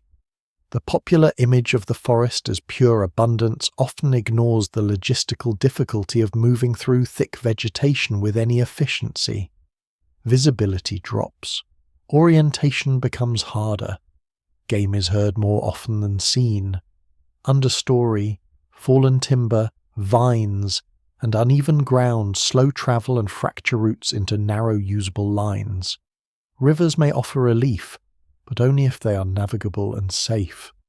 In some woodland settings, repeated occupation may cluster along edges, ridges, riverbanks, or small clearings while the interior remains thinly used for very long periods. This does not mean forests are intrinsically uninhabitable. Many are not. It means that certain combinations of density, poor visibility, sparse prey concentration, and difficult movement may make settlement far harder than the sheer presence of vegetation would suggest. The same principle applies to seemingly barren but physically chaotic landscapes such as lava fields, badlands, boulder-strewn uplands, karst terrain, or deeply incised plateaus. These environments may contain water, shelter, or edible resources in scattered pockets. Yet the spaces between those pockets can defeat continuity. Sharp rock damages feet. Broken surfaces slow travel and transport. Water disappears underground or re-emerges unpredictably. Small basins trap cold or heat. Routes twist into circuits rather than lines. A group may use such country tactically, perhaps for refuge or specialized foraging, without ever choosing to root itself there. What survives in the record suggests that terrain complexity often matters less as a dramatic spectacle than as a constant tax on ordinary movement. This tax becomes decisive when combined with the social scale of settlement. A lone adult can scramble over ridges, thread a marsh edge, or push through brush in pursuit of opportunity. A community cannot organize its entire future around the capacities of its fittest members. It must move children, elders, tools, stored food, and the intangible but essential weight of continuity. It must revisit places repeatedly. It must maintain roots in memory. It must count on the return trip as much as the outward one. Terrain that breaks those repeated circuits can quietly exclude settlement even when short-term use remains possible. This is one reason archaeological traces often appear as scattered signals rather than dense occupation in difficult ground. The land permits contact but resists stability. There is also the question of fragmentation within the resource base itself. A region may contain all the essentials somewhere, but not near one another. Water lies in one pocket, fuel lies in another. Good hunting ground lies beyond a ridge. Shelter is found only in a cave system 2 days away. Edible plants mature in dispersed locations that cannot be linked efficiently in the bad season. From a broad geographic view, the region seems perfectly serviceable. From the perspective of lived movement, its assets are broken apart. No single explanation fully accounts for why some such places remain unsettled, but dispersed essentials are a recurring part of the answer. Settlement favours landscapes where needs converge. Broken ground often prevents that convergence. A lesser-known detail that matters here is path dependence. Once human movement establishes around certain routes, other nearby routes may remain underused not because they are unknown, but because they are structurally inferior. A river valley becomes the preferred artery. A coastal shelf becomes the known passage. A mountain pass becomes a remembered crossing. Nearby country then receives less experimentation, fewer seasonal returns, and less accumulated knowledge over generations. This can magnify terrain barriers. The easy route gets easier socially because it is known. The hard route stays hard because every journey into it begins with weaker information. Thus, physical resistance and cultural inertia can reinforce each other until a large nearby zone remains surprisingly thin in settlement. Terrain can also shape conflict. Narrow routes, choke points, exposed crossings, and limited access to safe camps may make certain lands dangerous, not only ecologically but socially. A pass or wetland edge can be trapped, watched, or defended. A fragmented landscape can isolate small groups from reinforcements. A difficult coastline can strand arrivals. Although evidence for conflict is often sparse or ambiguous in deep prehistory, scholars still debate how strongly social danger interacted with terrain barriers in different regions.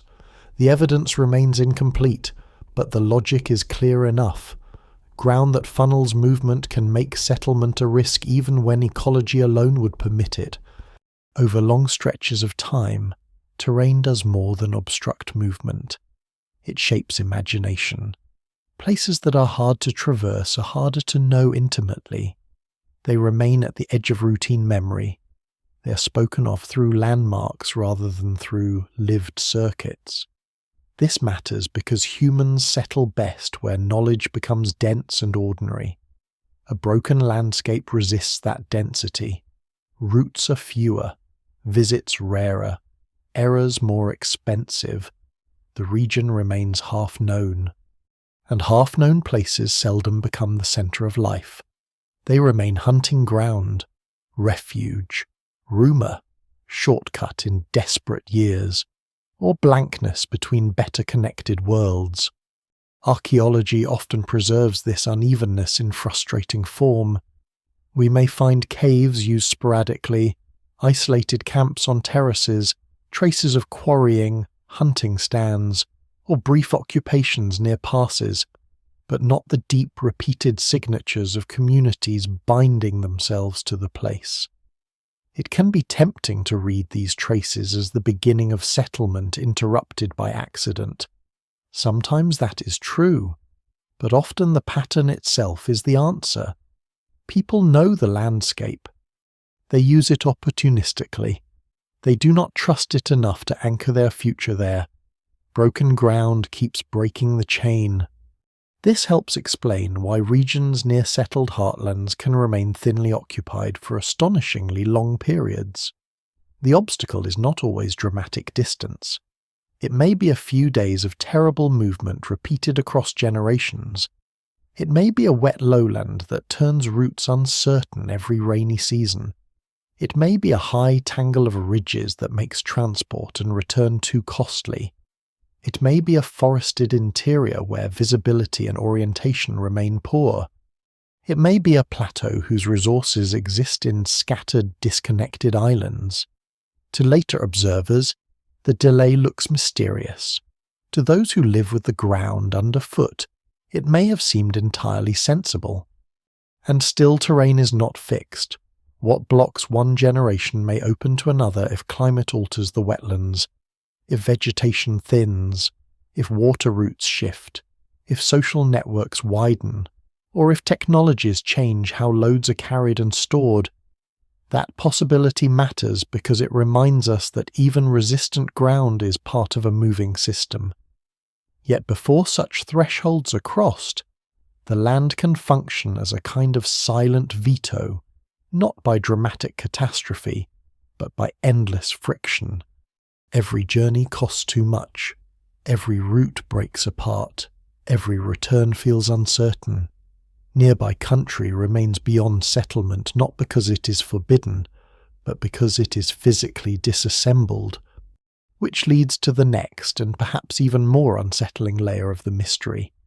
Some landscapes are not merely difficult in structure, they are unstable in time. Rivers move, coastlines drown, rains fail, cold returns, grasslands become scrub, lakes vanish. A land may seem usable for generations and then close again. In such places, even successful settlement can be erased before it becomes continuous.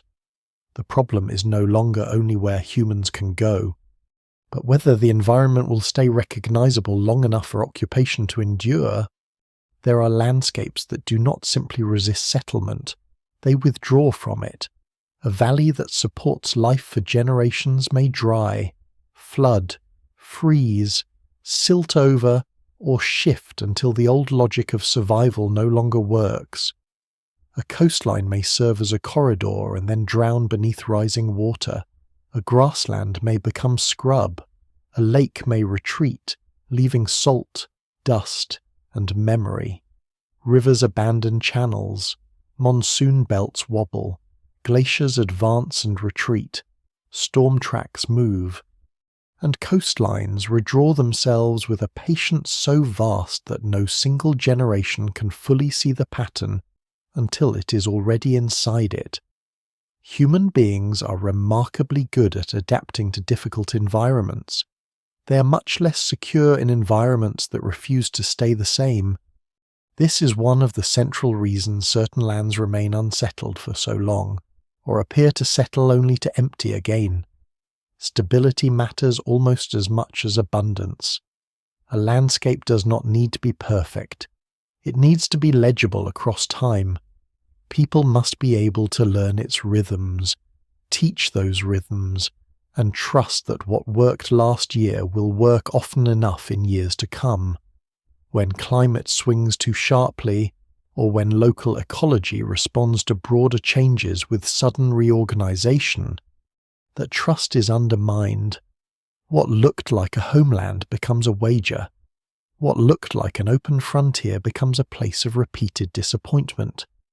Scholars still debate the scale and timing of many ancient climatic disruptions, because local records differ and the evidence remains incomplete. But what survives in the records suggests that settlement often stalls where environmental predictability collapses. Water is once again the clearest example, but now in motion rather than scarcity alone. A river can make settlement possible for centuries and then become unstable enough to destroy its own attraction. Channels migrate across floodplains. Seasonal floods become erratic. Lakes expand and contract. Springs fail. Wetlands become dry ground, then briefly re-wet, then disappear again, in monsoon-dependent zones. Even modest shifts in rainfall timing can transform the whole annual balance of food and movement. A community that builds its life around one pattern may find itself stranded inside another. When this happens repeatedly over long periods, a region can remain near the threshold of settlement without ever holding it securely. People may enter, use, withdraw, and return in cycles so broken that the archaeological record looks like hesitation. The great climate oscillations of the late Pleistocene and early Holocene sharpen this story considerably. Much of the world human beings move through is not climatically settled in the modern sense.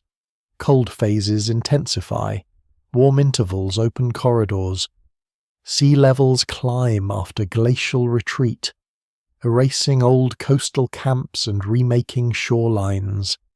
Expanding ice changes wind patterns and river systems far away from the ice itself. Grassland and woodland trade places along moving boundaries. Deserts pulse outward and inward. In some regions, what appears to later observers as an empty zone may actually be the result of opportunity windows too narrow to generate continuous settlement.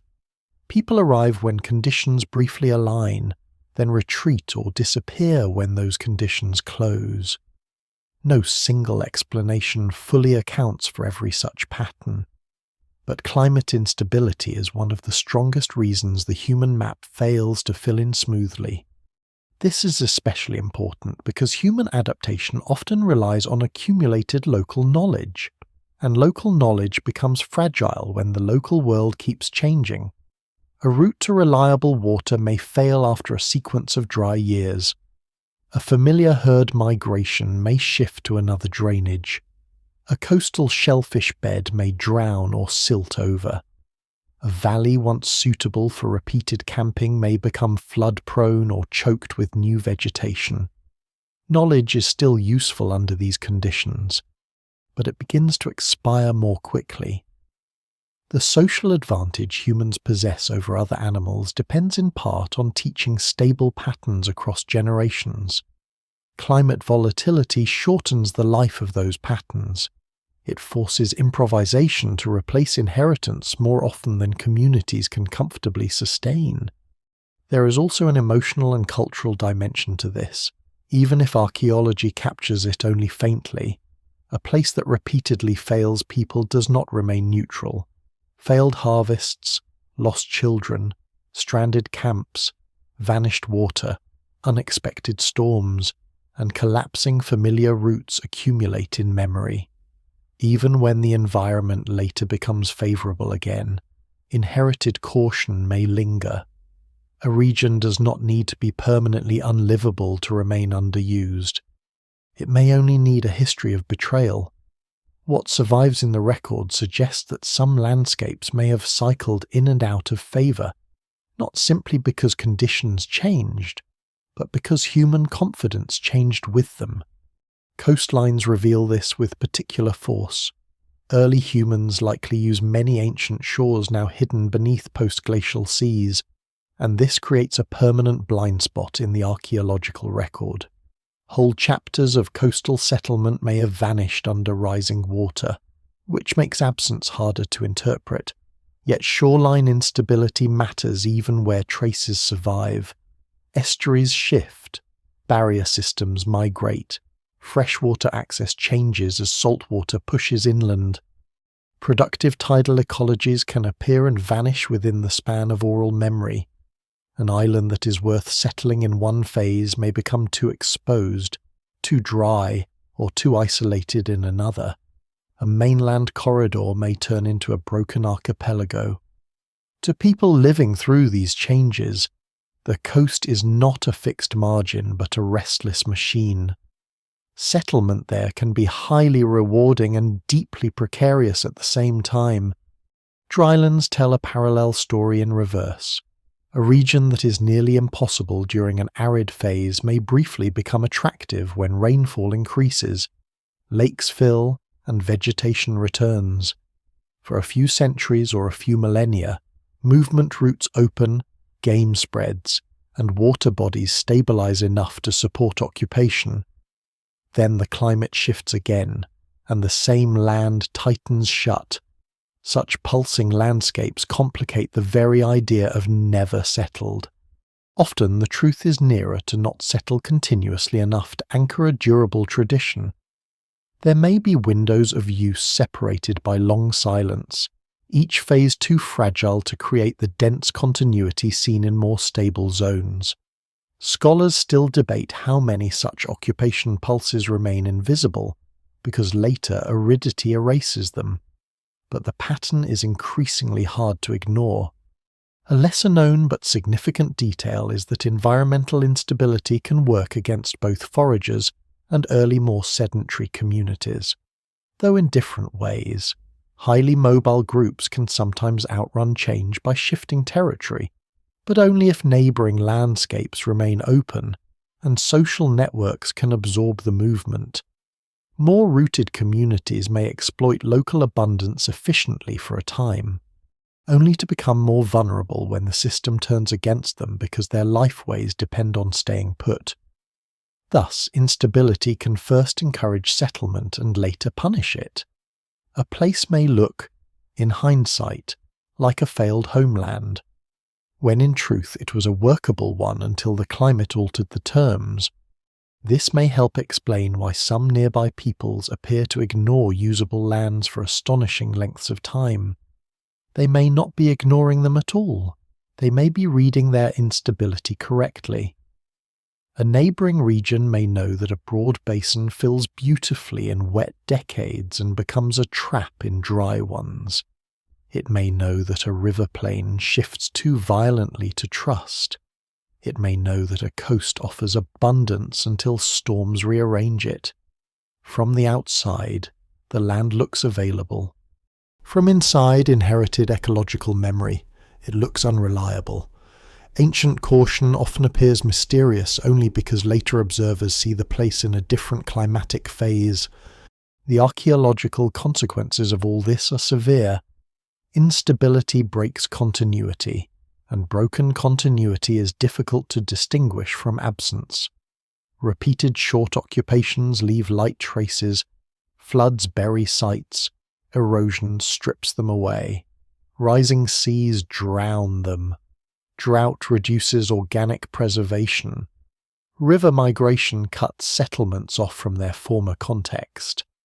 The evidence is not only incomplete, it is often selectively incomplete in exactly the places where climate volatility is strongest. This means that some of the most unstable regions may also be the ones whose settlement histories are hardest to recover. We should therefore be careful. Not every blank space is truly blank, but even with that caution, the larger pattern remains persuasive. Where the environment refuses to hold still, settlement struggles to deepen. There is something sobering in this. Human beings often imagine that once a place is reached, it is in some sense won. Prehistory suggests the opposite. Reaching a place is the beginning of a negotiation with time. A community may learn the water, the game, the roots, the shelter, and the seasons, only to discover that the seasons themselves are changing. In such landscapes, intelligence and effort are not enough. The land does not merely challenge people, it changes the questions. That's why volatility may be even more powerful than hardship. A hard world with stable rules can be mastered gradually. An easier-looking world whose rules keep shifting can remain outside long-term settlement for far longer. People can endure cold, dryness, or rough ground if they know what those things will do. They struggle more when rivers wander. Rain fails unpredictably. Coasts disappear, or entire ecological mosaics slide into new arrangements within the span of remembered generations. The frontier becomes not just spatial but temporal. It is the boundary between landscapes that can be learned and landscapes that keep unlearning themselves. And yet even instability does not tell the whole story. Some places may have been entered, tested, even partially occupied, then quietly abandoned so many times that almost nothing remains except faint traces and rumour. The silence we see now may be the residue of failure rather than the absence of effort. To understand that possibility, the next step is to look not at lands that were never reached, but at lands that may have been reached and refused, again and again, until caution hardened into memory. By the time a landscape appears empty in the archaeological record, it may already have a long human history behind it, not a history of thriving villages, dense occupation, or lasting settlement, but a quieter history of trial, retreat, and uneasy memory. This is one of the hardest possibilities to prove and one of the most important to keep in view. A place may look never settled when, in reality, it is repeatedly tested and repeatedly rejected. People may cross into it, camp briefly, hunt seasonally, follow a river through it, shelter there in particular years, or even attempt short-lived residence, only to withdraw before any durable footprint takes shape. What remains after enough such failures is not always evidence. Sometimes it is caution. This matters because archaeology tends to favour permanence. Long settlement leaves layers, repeated hearths, burials, tools, refuse, pollen change, animal processing, and built features accumulate until even damaged sites retain a signature. Failed settlement often leaves much less. A band may spend 2 lean seasons in a basin and abandon it after disease, water stress, or prey collapse. Another group may return generations later, use the same place briefly, and leave again. Organic materials decay. Later floods rework the sediment. Wind strips expose surfaces. Rising water drowns old camps. The record then preserves only fragments, a scatter of flakes, a hearth stain, a few butchered bones, perhaps nothing at all. From our distance, such a place can appear almost untouched. In lived time, it may have been known all too well. What survives in the record suggests that human movement is often exploratory in a much stronger sense than older settlement narratives allowed. People do not simply arrive in a favourable place and stay. They test, they revisit. They measure a landscape against bad years as much as good ones. A valley that looks promising in a wet season may reveal its weakness in drought. A marsh edge rich in birds may become intolerable under insects and fever. A coastal island may appear viable until 1 year of freshwater failure turns it into a dead end. A high plateau may support excellent hunting while proving ruinous for children or older adults. No single explanation fully accounts for every abandonment, but repeated mismatch between apparent promise and lived cost may be far more common than the surviving evidence implies. This possibility should make us wary of language like untouched or unknown. Ancient people are rarely as ignorant of nearby land as later observers assume.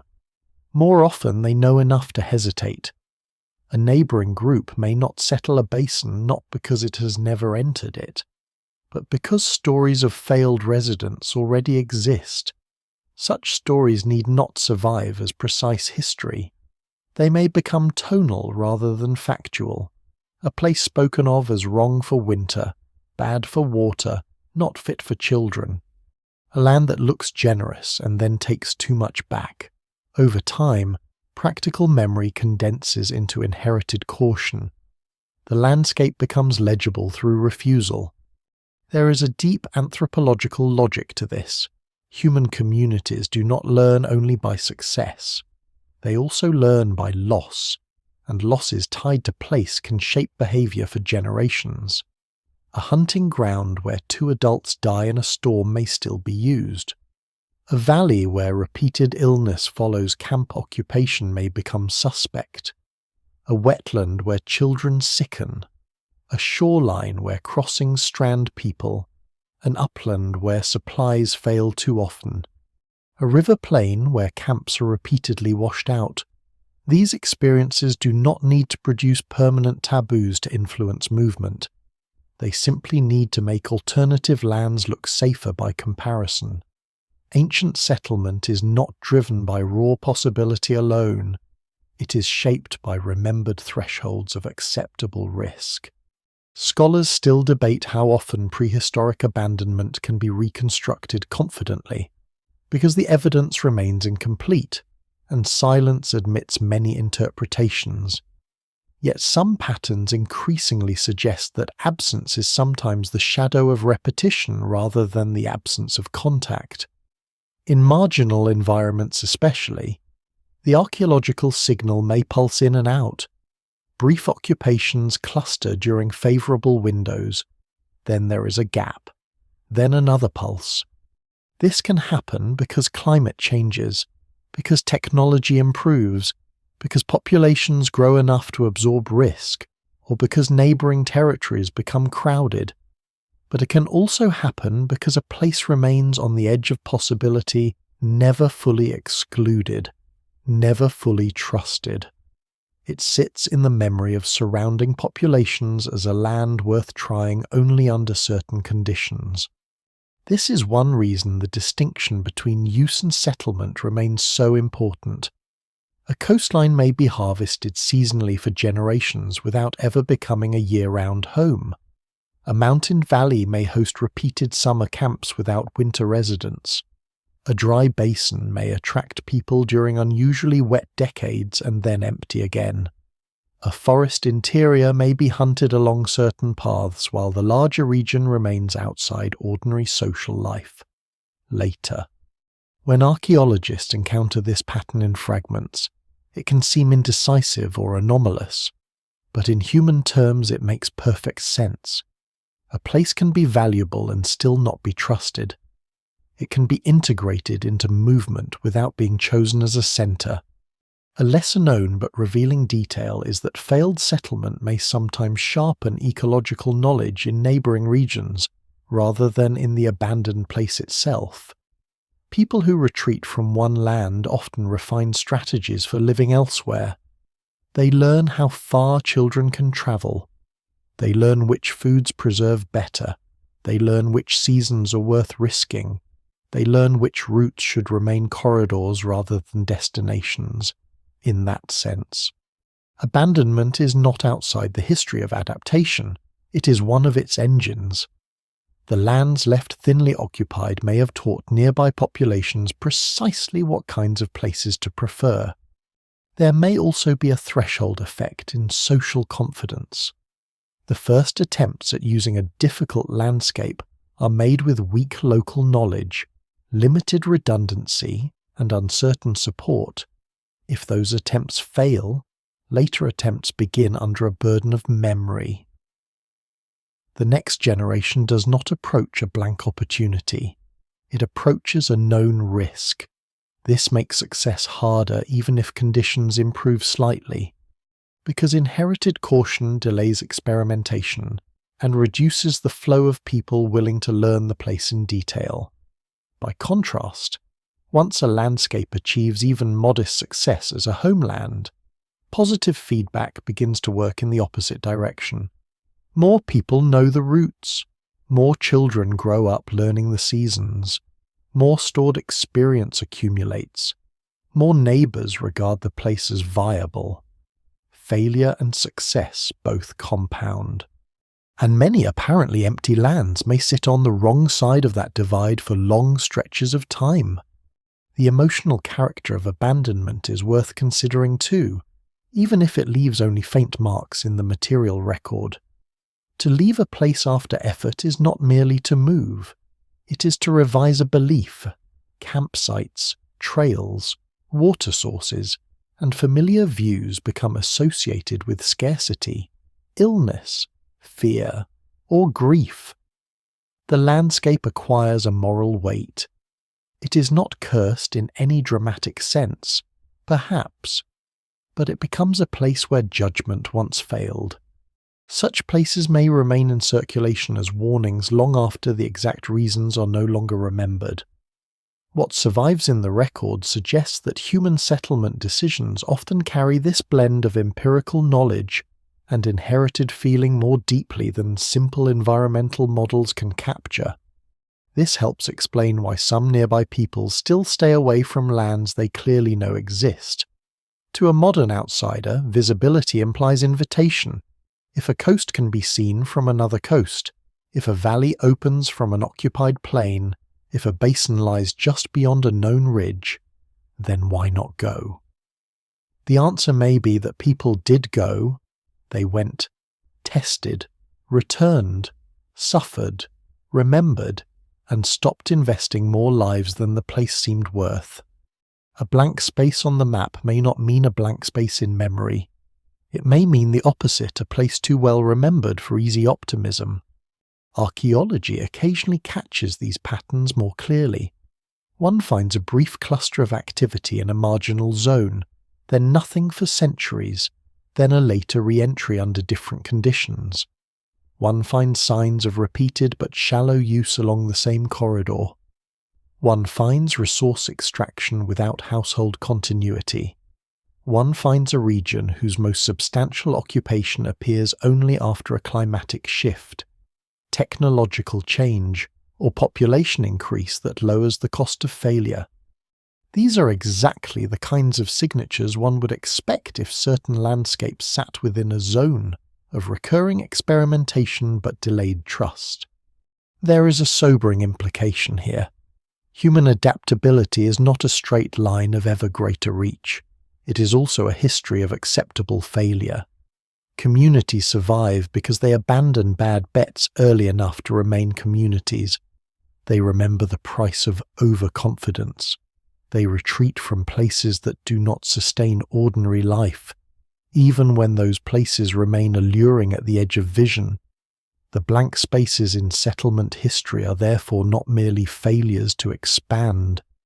They are often evidence of restraint working properly. And once restraint becomes memory, it can begin to outlast the original conditions that created it. A land may grow more favourable while neighbouring peoples still hesitate. A route may become safer, a climate milder, a water source more dependable, and yet inherited caution continues to keep the region marginal. This is where ecology begins to merge with culture in a more explicit way, because landscapes are not only measured in bodies and seasons, they are also measured in stories, boundaries, inherited warnings, and the deep social maps people carry long before they carry written ones. That is why the mystery cannot be solved by environment alone. Even a failed landscape leaves behind ideas, and those ideas can become barriers in their own right. The next layer of the story lies there, in the strange fact that neighbouring peoples sometimes know a land, can reach it, may even use it lightly, and still refuse to settle it not because they cannot, but because knowledge does not always end in occupation. Knowledge does not always lead to possession. This is one of the most counterintuitive truths in the human past, especially to modern minds trained to think that once a land is known, mapped, and reachable, settlement must follow sooner or later. But for most of history, knowledge is not a command to occupy. It is only one factor among many, and sometimes it works in the opposite direction. People can know a place exists, know what lies there, know how to reach it, even know how to use parts of it, and still decide across generations that it is not worth becoming home. In fact, some of the most enduring gaps in settlement may persist precisely because nearby populations understand those lands too well. This becomes easier to grasp if settlement is understood not as discovery, but as commitment. Discovery can be brief, opportunistic, and reversible. Commitment is the opposite. It requires families, repeated occupation, confidence in future returns, and some degree of trust that hardship will remain within known bounds.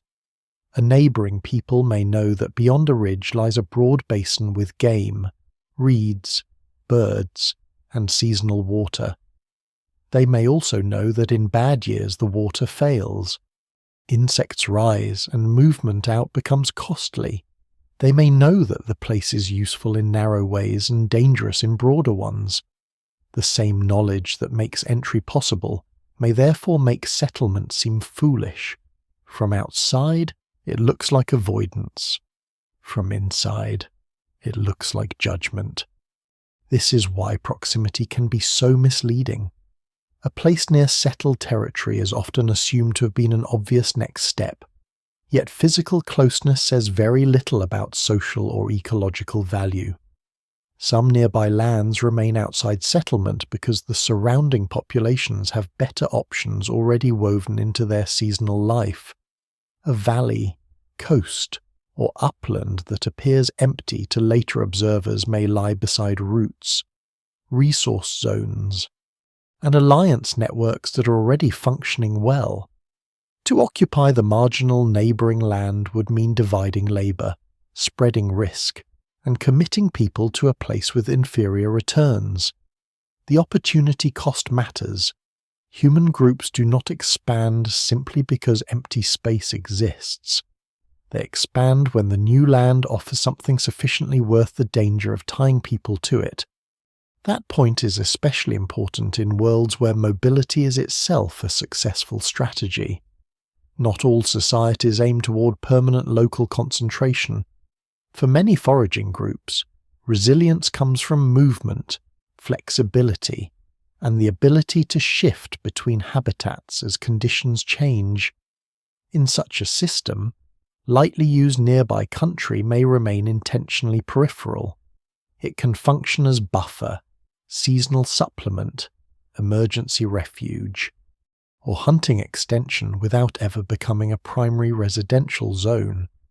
Scholars still debate how often archaeologists mistake this kind of deliberate spatial hierarchy for simple underdevelopment or delayed settlement. The evidence remains incomplete, but what survives in the record suggests that peripheral knowledge without permanent occupation is not unusual at all. There is also the matter of neighbouring competition. A land may appear empty in the sense of lacking dense settlement while still existing inside someone's mental and territorial world. It may be crossed, watched, visited, or claimed through use rather than through permanent residence. Other groups may avoid settling it not because the ecology is impossible, but because the political return is poor. An exposed basin between territories, a corridor used by multiple populations, a wetland edge that is valuable but hard to defend, a mountain pass open to seasonal traffic. These are often places where full commitment becomes socially dangerous. A group may prefer to exploit such a zone lightly, rather than anchor itself there and invite conflict. No single explanation fully accounts for every such case, but social geography can preserve emptiness just as powerfully as physical geography. The human map, in other words, is not only ecological, it is relational. A place becomes more or less attractive depending on what lies around it, who already moves through it, where marriage links reach, how far reciprocal aid extends, and whether retreat is possible when something goes wrong. A neighbouring land that lacks strong social support can remain marginal, even if it is ecologically workable. This is especially true in difficult environments, where a failed season is survivable only if outside ties remain available. To settle a poorly connected land is to reduce the safety net. Ancient people may not describe this in abstract terms, but their choices repeatedly reflect it. They prefer worlds that are not just productive, but connected. A lesser known but revealing detail is that some lands may remain unsettled because they are too narrow in what they offer. A nearby coast may be excellent for shellfish and fish, but poor for fresh water, inland shelter, or winter diversity. A mountain valley may provide summer grazing and stone, but too little fuel or protection in the cold season. A marshland may yield birds and reeds yet remain miserable for daily life. In these cases, neighbouring groups may know the region intimately and use it constantly, but only for specific tasks at specific times. The land becomes specialised. Specialised landscapes often do not become homelands until broader systems of storage, transport, or exchange emerge. Before that, familiarity does not culminate in settlement. It culminates in controlled limitation. This controlled limitation may also be cultural in a more practical sense. People inherit not just stories of danger, but norms about what kinds of land are suitable for ordinary life. These norms need not be mystical. They can arise from long experience and solidify into expectation. One population becomes accustomed to riverine living and treats uplands as extraction zones. Another prefers open mosaic habitats and treats dense forest as peripheral. Another centers life around coasts while viewing inland basins as uncertain country. Once a society's routines, tools, and identity align with one kind of ecological rhythm, neighboring alternatives may seem persistently second-rate even when they are physically reachable. The result can be stable non-settlement without ignorance, without fear in any dramatic sense, and without any single overwhelming barrier. It is also possible that some regions remain empty because the populations nearest to them are simply too small to take on the extra risk. This is not a failure of imagination, it is a rational limit. Every new settlement requires enough people to absorb bad luck, maintain marriages, care for the vulnerable, and preserve knowledge of routes back out. A nearby land may be known and potentially usable, but if the source population is too thinly spread, splitting off a permanent community there becomes dangerous. In such circumstances, the region may stay within the orbit of seasonal use for centuries until population density increases, exchange widens, or environmental conditions improve. What survives in the record suggests that many delayed settlements are tied not to mystery in the dramatic sense, but to the quiet demographic fact that knowing a place and being able to afford it are not the same thing. This helps explain the strange persistence of empty-looking adjacent spaces. We tend to imagine ancient peoples as pulled toward every visible opportunity, but in reality they are often pulled more strongly toward reliability than novelty. A new land, even a nearby one, threatens to turn known problems into unknown ones. It requires a fresh body of memory, new fallback options, new burial places, new pathways of care. Unless the gain is obvious. Many societies do what successful societies often do: they conserve risk. They keep using what already works. The neighbouring difficult land remains just that, neighbouring. Archaeology sometimes reveals this in indirect ways. Dense occupation clusters along one ecological corridor while adjacent terrain stays thin. Resource procurement reaches into marginal country, but domestic signatures do not. Repeated seasonal use appears without deeper settlement layers. Genetic signals show continuity in established homelands, while nearby regions remain weakly represented until much later. These patterns are not always easy to interpret, and scholars still debate where caution ends and incapacity begins. But the broad lesson is clear enough. The absence of settlement next door does not imply absence of knowledge. More often it reflects the opposite: informed refusal. There is something profoundly human in that refusal. We often celebrate exploration, but the longer history of survival depends equally on not overreaching. Communities endure because they distinguish between what can be touched and what can be trusted. They learn that a visible shore is not the same as a viable shore, that a wide valley is not the same as a secure valley, that a reachable basin is not the same as a future. Nearby empty lands are therefore not anomalies at the edge of the story. They are records of restraint enacted at close range. And yet knowledge can harden into something more than practical caution. Over generations, repeated avoidance may sink below explicit ecological reasoning and become part of a group's inherited sense of order. A place is not just poor country, it is the place one does not live. the boundary becomes social, perhaps moral, perhaps sacred, perhaps simply obvious in a way no one bothers to justify anymore. This is where ecological judgment begins to merge with cosmology, taboo, and identity. The land remains unsettled not only because it is difficult, but because its difficulty has already been absorbed into the mental map of the people who live around it. That next layer matters because human beings never respond to landscape as raw biology alone. They live inside meanings as much as environments. A dangerous valley may become a haunted one. A failed crossing may become a forbidden one. A marginal basin may become the outside in a deeper sense than geography can explain. To understand why some land stayed beyond settlement, it is not enough to ask what bodies could endure there.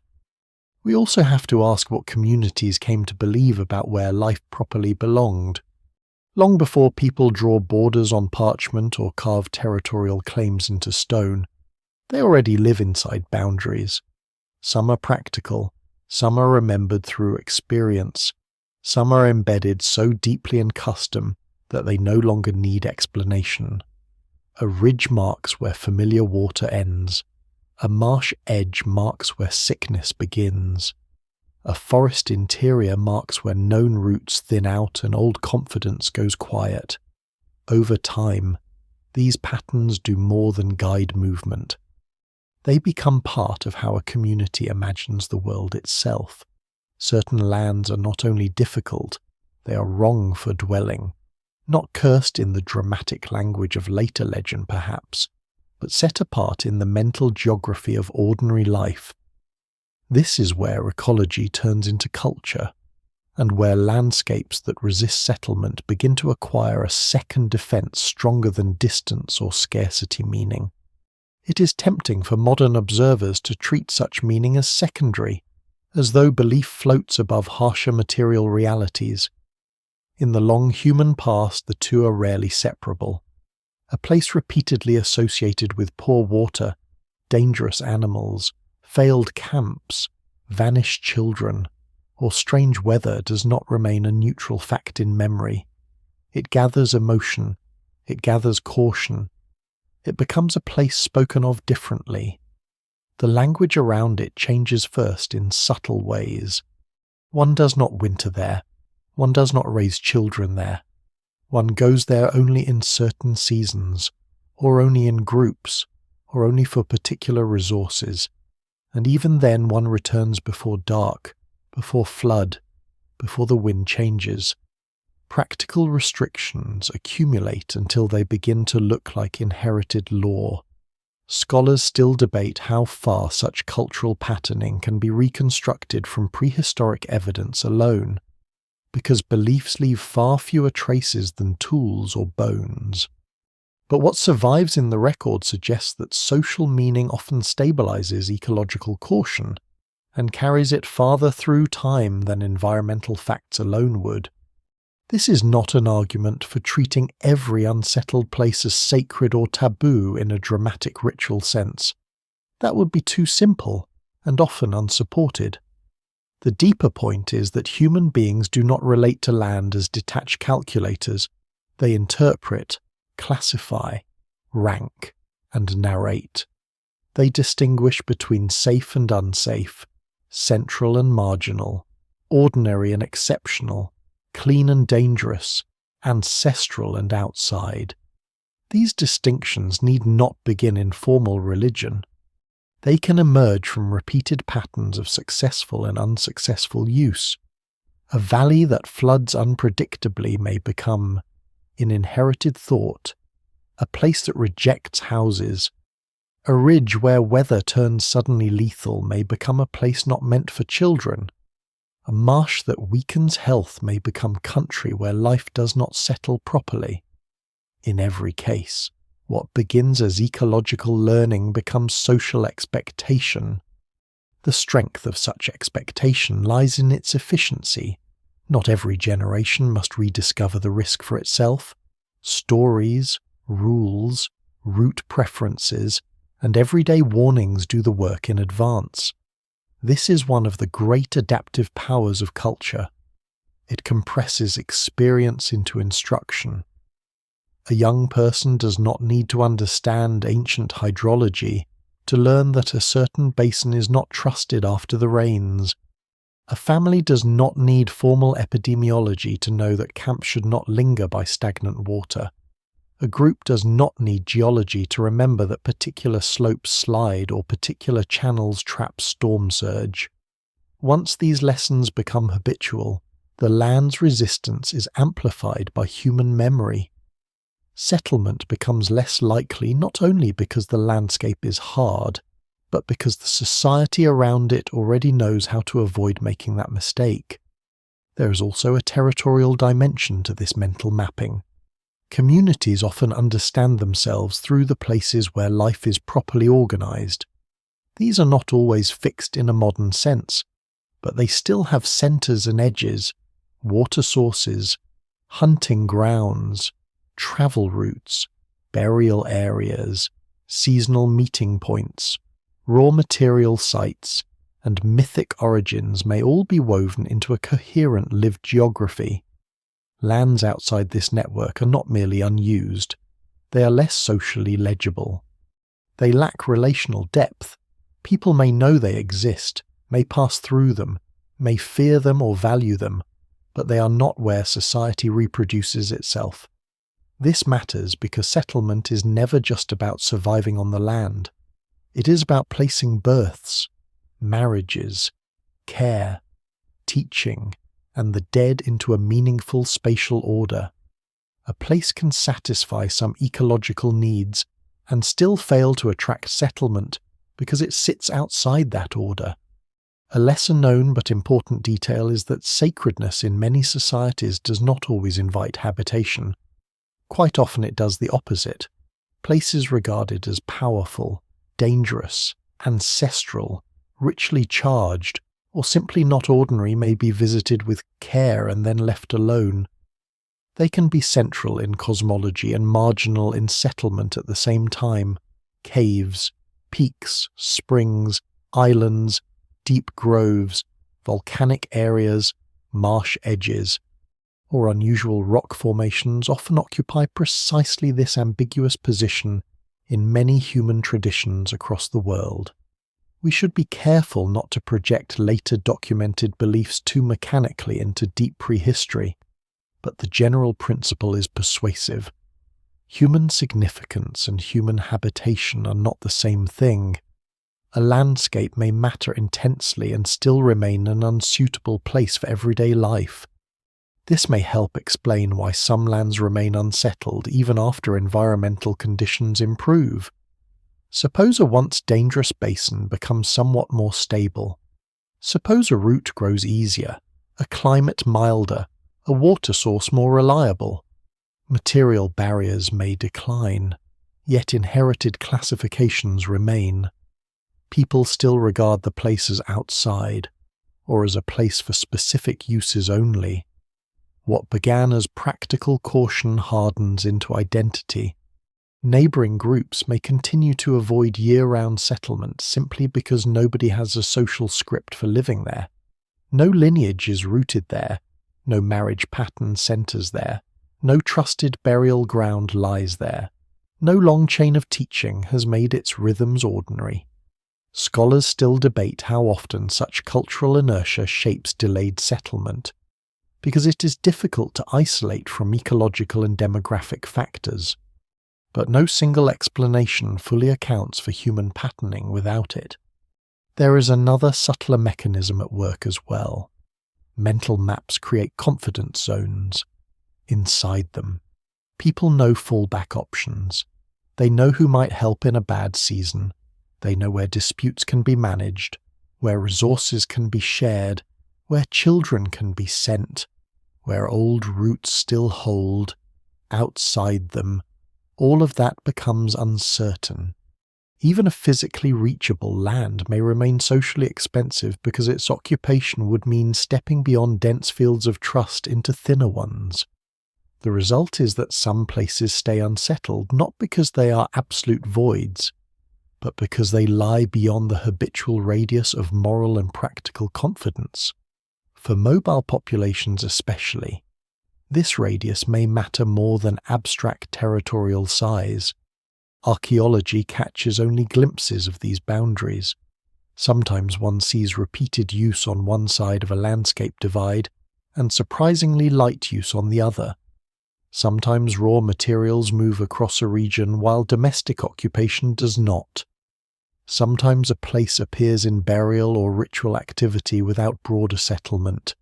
Sometimes neighbouring corridors fill with life while a conspicuous interior stays thin.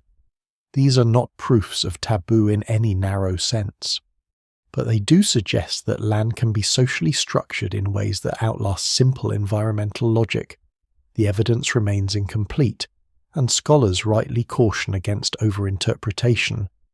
Yet the cumulative pattern is hard to dismiss. Humans settle through meaning as much as through metabolism. This matters because once a boundary enters shared thought, it becomes self-reinforcing. Children grow up hearing where people belong and where they do not linger. Risky or marginal landscapes receive fewer ordinary visits.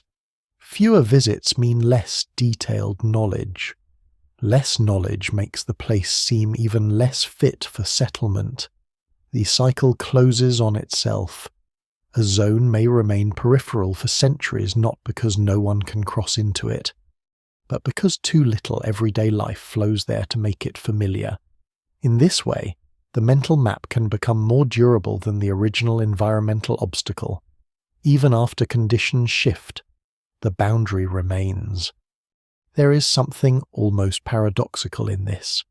This same species that spreads across continents does so by honouring limits, not fixed universal limits, but local ones learned through trial and translated into social form. Human adaptability depends not merely on daring, but on the disciplined creation of zones of confidence and zones of restraint. Some lands remain unsettled because too many generations have agreed, whether explicitly or not, that life is better arranged elsewhere. That agreement may rest on old floods, old sickness, bad soils, poor winters, dangerous crossings, or forgotten failures. Eventually the reasons matter less than the pattern. The place becomes the place one does not settle. And yet the traces of these boundaries are faint. They live mostly in absence, in repeated edges, in routes that curve around instead of through, in occasional use without residence, in sites that cluster along margins while interiors remain quiet.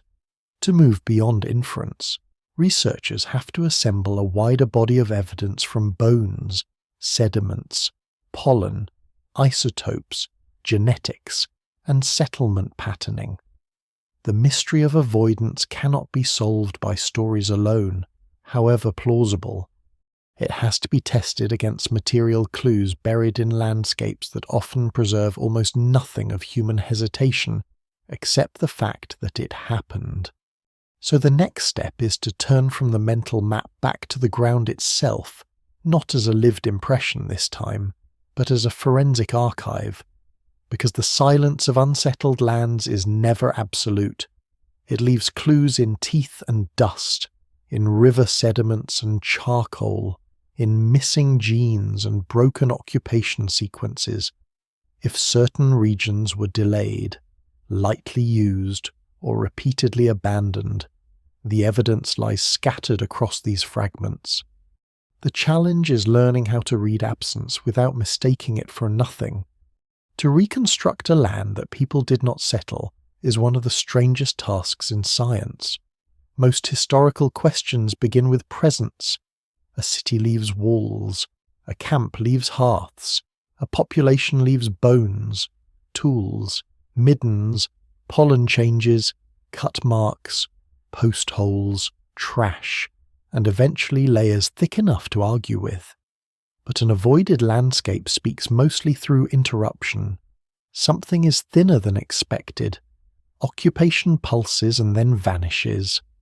Neighbouring regions fill with evidence while a conspicuous gap persists. A route seems obvious yet remains weakly used. A place looks productive in environmental records but sparse in human ones. The challenge is to tell whether this silence reflects true absence, repeated abandonment, drowned evidence, poor preservation, or some combination of all four. That is why the mystery of unsettled lands is not solved by one discovery. It is assembled slowly from clues that often make sense only when laid beside each other. Archaeology begins with the most literal traces. Are there campsites, hearths, stone tools, animal bones, shells, grinding surfaces, or burials? And if so, how dense are they? How continuous are they? And how long do they persist? A single site can mislead. A landscape is more revealing. When valleys nearby show repeated occupation layers while a neighbouring basin produces only thin scatters separated by long gaps, that contrast matters. When coastal stretches rich in marine life produce fewer residential traces than expected, the contrast matters again. When mountain margins hold seasonal use but little sign of deeper continuity, researchers begin asking not whether people ever entered, but why the pattern never thickened. What survives in the record suggests that some of the strongest evidence for avoided or weakly trusted lands lies not in dramatic emptiness, but in persistent underrepresentation beside apparently comparable, heavily used regions. Yet material traces alone are not enough, because preservation is treacherous. A place may look empty because its evidence has been erased. Wind strips shallow sites.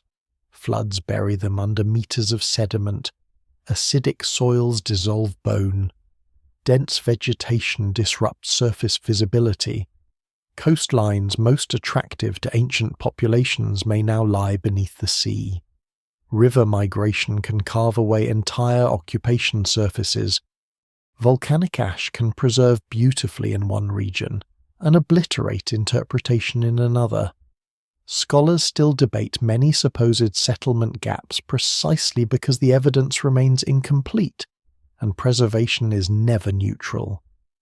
This is why modern research increasingly turns to converging lines of proof rather than relying on any single absence. The question is not whether one site is missing, but whether many different kinds of evidence point toward the same pattern of delay, marginal use, or repeated failure. Pollen is one of those quieter forms of evidence. Layers of sediment in lakes, wetlands, and bogs preserve microscopic traces of the surrounding plant world. By reading shifts in pollen through time, researchers can see whether a landscape stays heavily wooded, opens into grassland, dries, re-wets, or shows signs of repeated burning. Human presence often alters vegetation in recognizable ways, even without farming in the later sense. Repeated fire use, concentrated foraging, or sustained occupation can shift local ecological balance. If a supposedly promising region shows little sign of such disturbance while nearby inhabited landscapes do, that difference may strengthen the case for limited settlement. But pollen can mislead too. Fire may come from lightning. Vegetation may change through climate alone. Human influence may be too light or too localized to register clearly.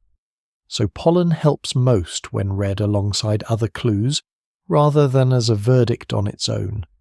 Charcoal records add another layer. Fire follows humans closely, though not exclusively. In some regions, increased microscopic charcoal in sediment cores may indicate repeated burning tied to land use, hunting strategies, route maintenance, or habitation.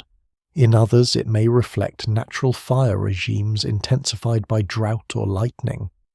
The value of charcoal lies in pattern. If a landscape shows sustained ecological suitability, but weak evidence of repeated anthropogenic burning compared with nearby occupied zones, it may suggest lighter use than the environment alone would predict. No single explanation fully accounts for these signatures, but when charcoal, pollen, and sparse site density align, the picture begins to sharpen. Animal bones speak with a different kind of honesty. Cut marks, burning, species choice, age profiles, transport decisions, and repeated processing all reveal not just whether people were present, but how they used a place. A hunting stop looks different from a residential camp. A kill site differs from a place where families remained through changing seasons. If a region produces evidence of specialized extraction without the fuller signatures of household continuity, that matters. It may mean the land was valuable but narrow in use. It may have been visited for a particular prey migration, fish run, bird nesting season, or quarry source, then left again. This distinction is vital. Many unsettled lands are not economically irrelevant. They are simply too specialized, too unstable, or too risky to become a center of life. Human bones, when they survive, sometimes reveal even more. Teeth and skeletons can preserve signals of childhood stress, malnutrition, mobility, disease burden, trauma, and changing diet.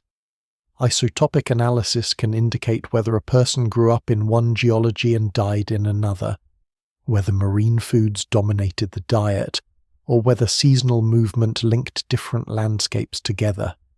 Ancient DNA, though still unevenly preserved and difficult to interpret, can show whether a region hosted long-term local continuity or only intermittent arrivals from elsewhere.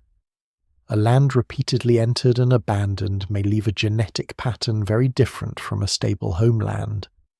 The absence of deep continuity where one might expect it can be as telling as continuity itself. Scholars still debate how strongly such evidence can resolve local settlement questions, but what survives in the record suggests that biological data increasingly help expose landscapes that remained peripheral even when they were known. Sediments preserve their own memory of instability. Lake levels rise and fall. Dust layers speak of aridity. Flood deposits announce violent river behavior. Salts accumulate where waters retreat. Shorelines migrate through sequences of shells, muds, and sands. Speleothems in caves record shifts in rainfall. Ice cores and marine cores provide broader climatic context. None of this tells us directly whether people stayed away, but it tells us what kind of world they were facing. A region that appears mysteriously late in settlement may prove, under paleo-environmental reconstruction, to have been hydrologically unstable, disease-prone, or ecologically fragmented during the very period in question.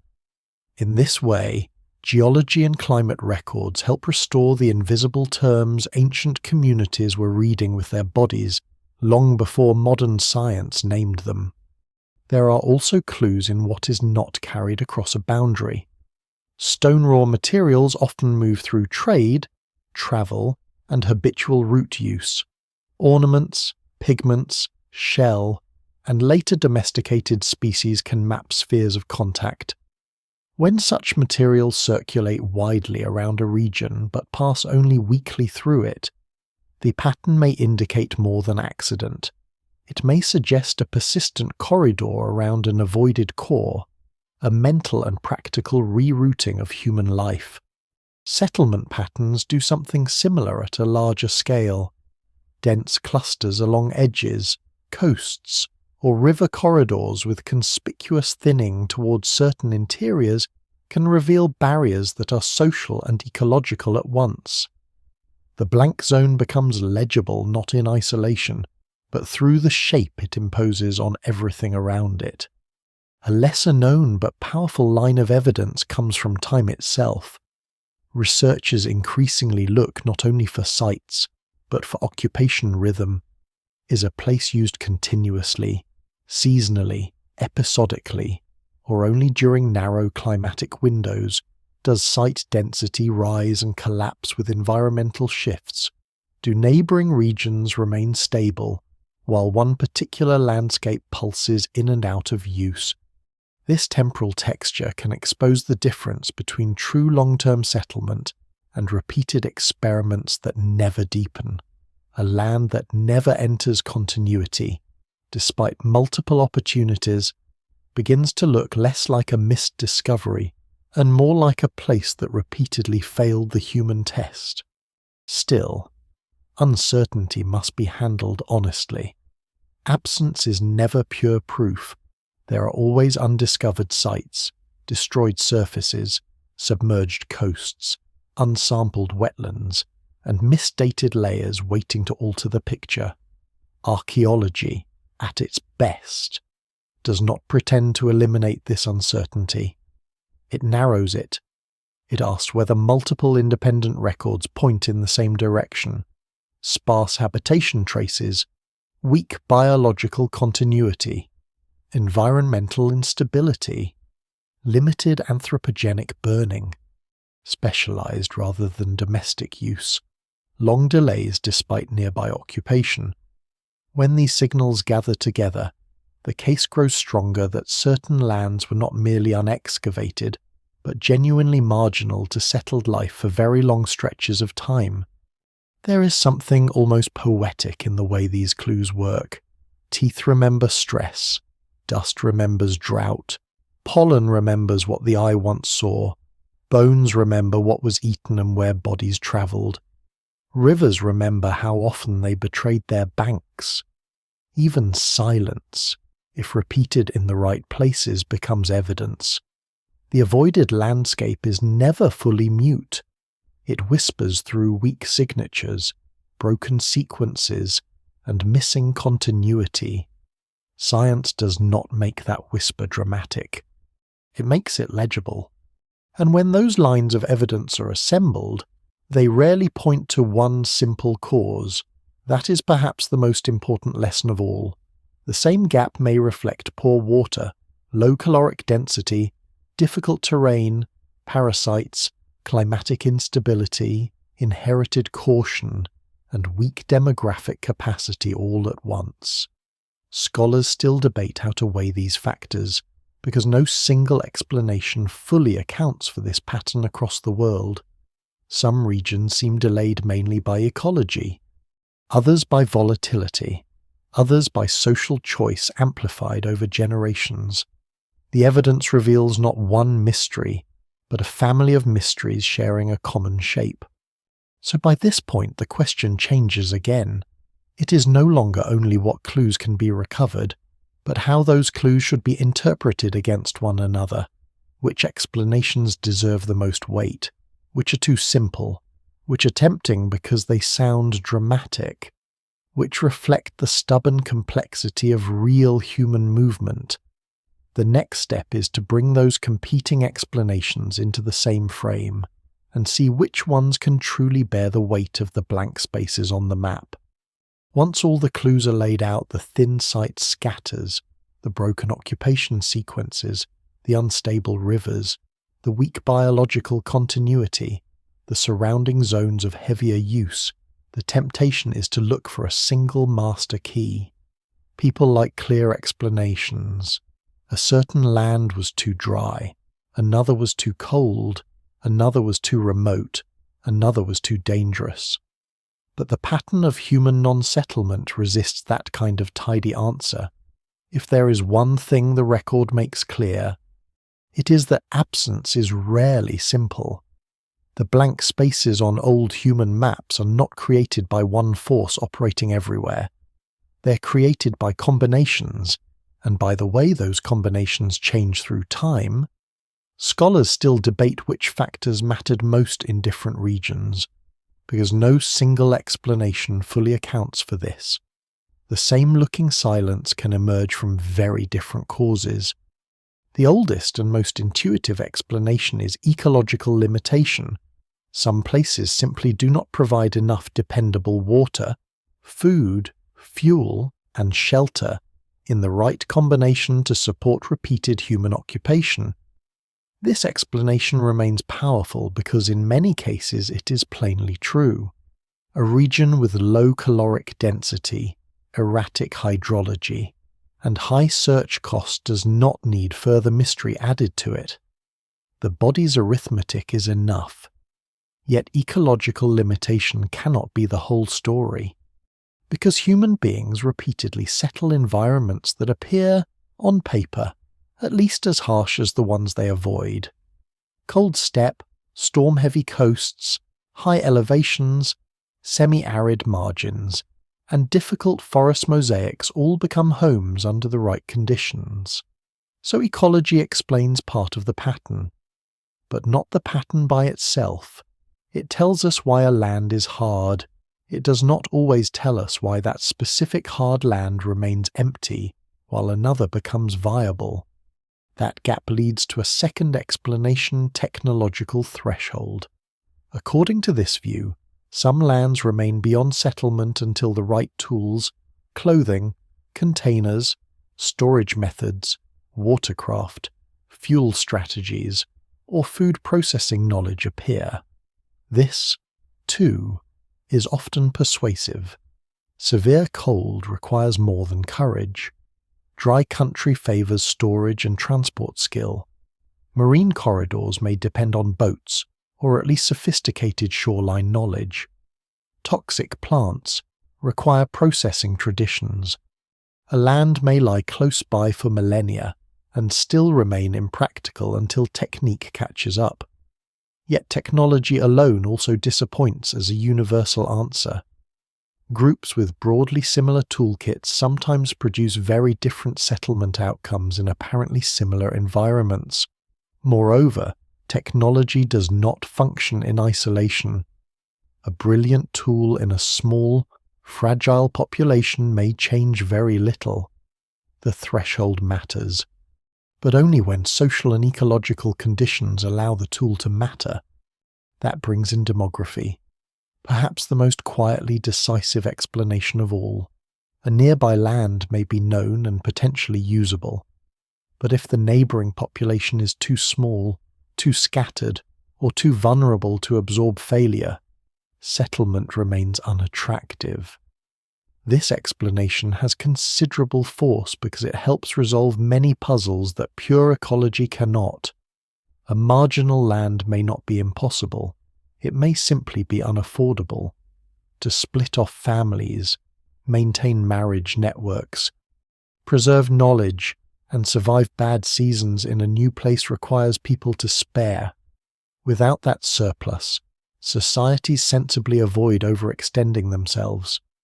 What survives in the record suggests that many delayed settlements occur not because no one can imagine them, but because no one can safely finance them in human terms. Still, demography is not the whole story either. Dense populations do not automatically fill every neighbouring gap. Some empty lands persist beside regions that are far from sparse. Then there is climate volatility, which has become increasingly important in modern interpretations. A landscape may appear suitable in snapshots and yet remain unsettled because its deeper rhythm is unstable. Rivers wander, monsoon belts shift, coastlines drown. Wetlands pulse between rich and treacherous. Deserts breathe in and out over centuries. This explanation is especially compelling where occupation appears in short bursts separated by long gaps. It captures a truth that static environmental models miss. People are not settling scenery, but systems. A hard but stable system may be preferable to an easy-looking one whose rules keep changing. Yet even volatility needs help. Plenty of human societies endure unstable climates by widening their roots, diversifying resources, or altering social organization. Climate can close a land, but it does not dictate a single human response. A fifth explanation focuses on disease and biological cost. This was long underplayed in broad prehistoric narratives, but it now deserves more weight. Warm, wet, low-lying, or insect-heavy zones may have been far more hostile to repeated human occupation than they appear through later eyes.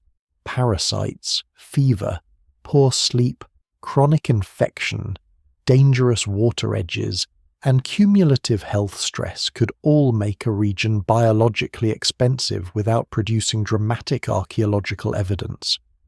This model helps explain why some green, water-rich landscapes remain surprisingly thin in early settlement, yet here too caution is needed. Direct evidence for prehistoric disease burden is often fragmentary. Some regions with heavy pathogen loads are nonetheless occupied successfully, especially once cultural strategies adapt. Disease is therefore a powerful contributor, but seldom a solitary answer. A sixth line of interpretation emphasizes terrain friction. Some lands remain marginal because movement through them never becomes cheap enough, reliable enough, or connected enough to support continuity.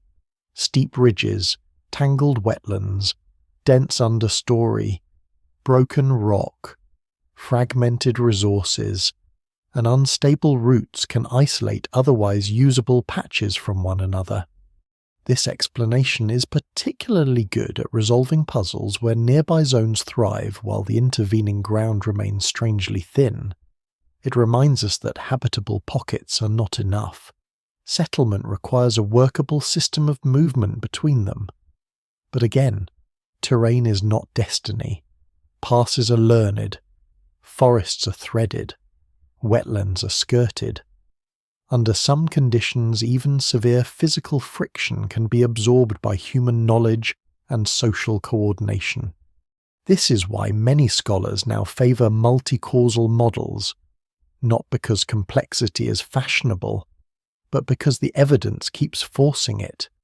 A land may remain unsettled because water is marginal, calories are dispersed, insects are punishing, roots are broken, population density is low, and prior failed attempts have already produced inherited caution. None of those causes, taken alone, fully explains the silence. Together, they do. The blank space is not created by one wall. It is created by a stack of smaller walls, each of them perhaps surmountable, but not all of them at once. This is probably the most realistic frame for many prehistoric and early historic settlement gaps. Landscapes are refused not because they violate one absolute rule, but because too many unfavourable terms pile together. There is, however, another explanation that hovers at the edge of all the others' historical accident. Sometimes roots develop one way rather than another for contingent reasons that later harden into structure. A population expands along a coastline rather than inland because an early sequence of seasons favours that route. Another chooses one valley system and not its neighbour because a few successful camps happen there first. Marriage networks, alliance patterns, raw material access, and remembered pathways then accumulate along the chosen line. The unchosen land, though perhaps equally viable in theory, remains weakly known and weakly trusted.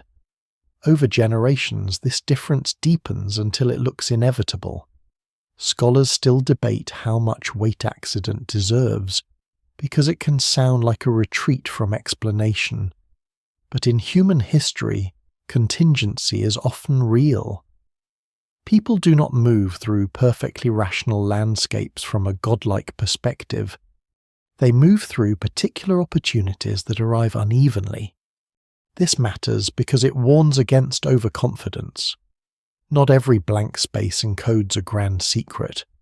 Some may reflect bad timing, drowned evidence, demographic thinness, or the simple fact that another route reached critical mass first.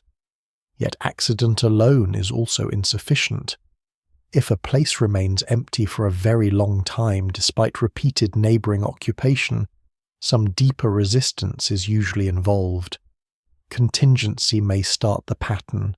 Ecology, culture, and memory often preserve it. A lesser-known but important debate concerns whether non-settlement should always be treated as a problem requiring explanation.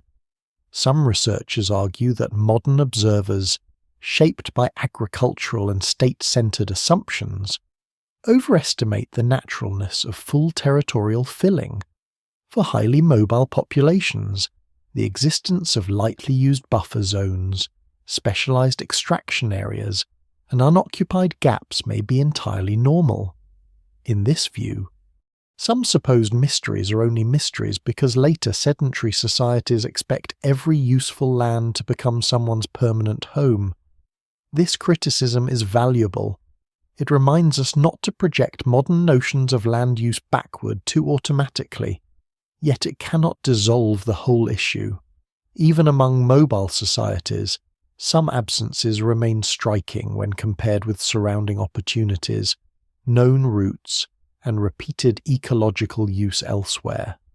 The mystery persists, but it needs to be phrased carefully. The best interpretation, then, is likely not a single answer, but a disciplined hierarchy of answers.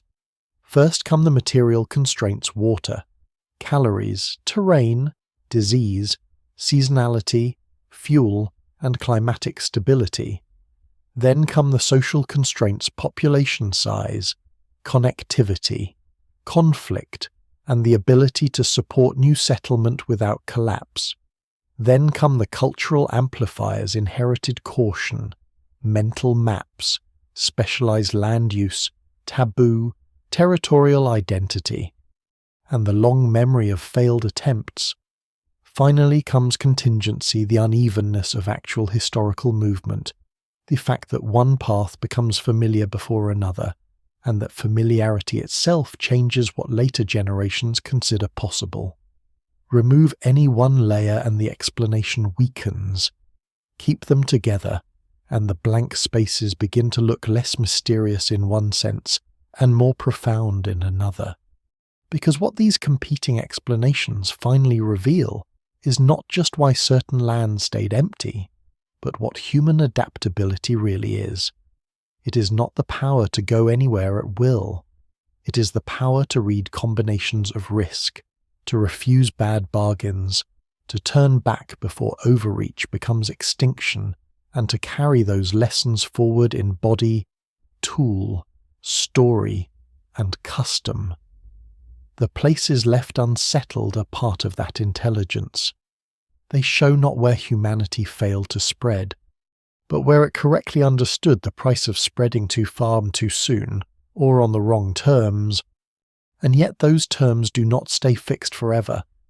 A landscape that long resists settlement may eventually become viable. A new storage method appears. Population density rises, routes widen, climates soften, neighbouring networks grow strong enough to buffer failure. What had been marginal for millennia begins, slowly, to change status. The map fills in, though often much later than distance alone would have predicted. That transformation matters because it shows that emptiness is rarely eternal.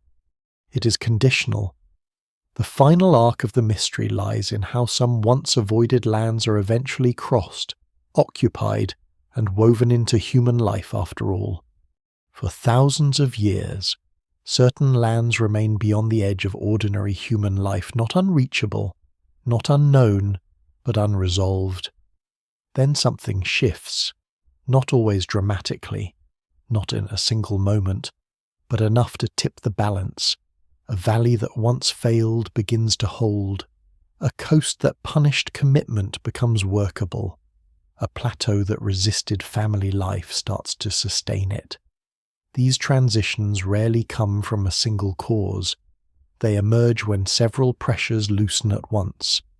And when human systems grow strong enough to absorb what used to be fatal risk, the same landscape, unchanged in appearance, may cross an invisible threshold. What was once a bad wager becomes a survivable one. One of the most consistent drivers of this change is population itself. As human numbers increase, the calculus of risk evolves. A small group cannot afford repeated failure. A larger network can. More people mean more redundancy, more knowledge sharing, more marriages across distance, more capacity to recover from local disaster. It also means pressure. Established lands begin to fill, familiar routes become crowded, competition intensifies. What was once an easy decision, avoid the marginal land, becomes less certain when the margins begin to look like opportunity rather than danger. Scholars still debate how sharply population growth drove specific settlement expansions, because direct counts are impossible. But what survives in the record suggests that density often pushes humans to test landscapes they had long left aside. Technology, too, alters the terms, though rarely in isolation. Storage becomes more reliable. Containers improve. Food preservation extends survival through lean seasons. Clothing adapts to harsher climates. Water transport and management become more efficient. Fire use becomes more strategic. Boats, even simple ones, extend the reach of coasts and islands. These changes do not suddenly make a hostile land easy. They reduce the penalty of error. A group can now survive a failed hunt because food was stored. It can cross a risky stretch because water can be carried. It can endure a cold season because insulation improves. It can remain longer in one place because preservation reduces urgency. What was once a fragile occupation becomes a durable one. Climate plays its part as well, sometimes opening doors that had long been closed.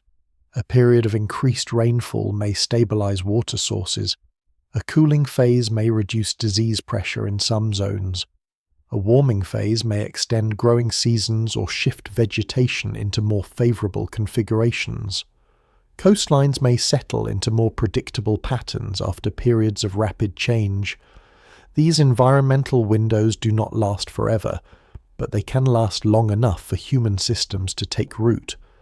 A place that was tested and rejected repeatedly under one climatic regime may succeed under another.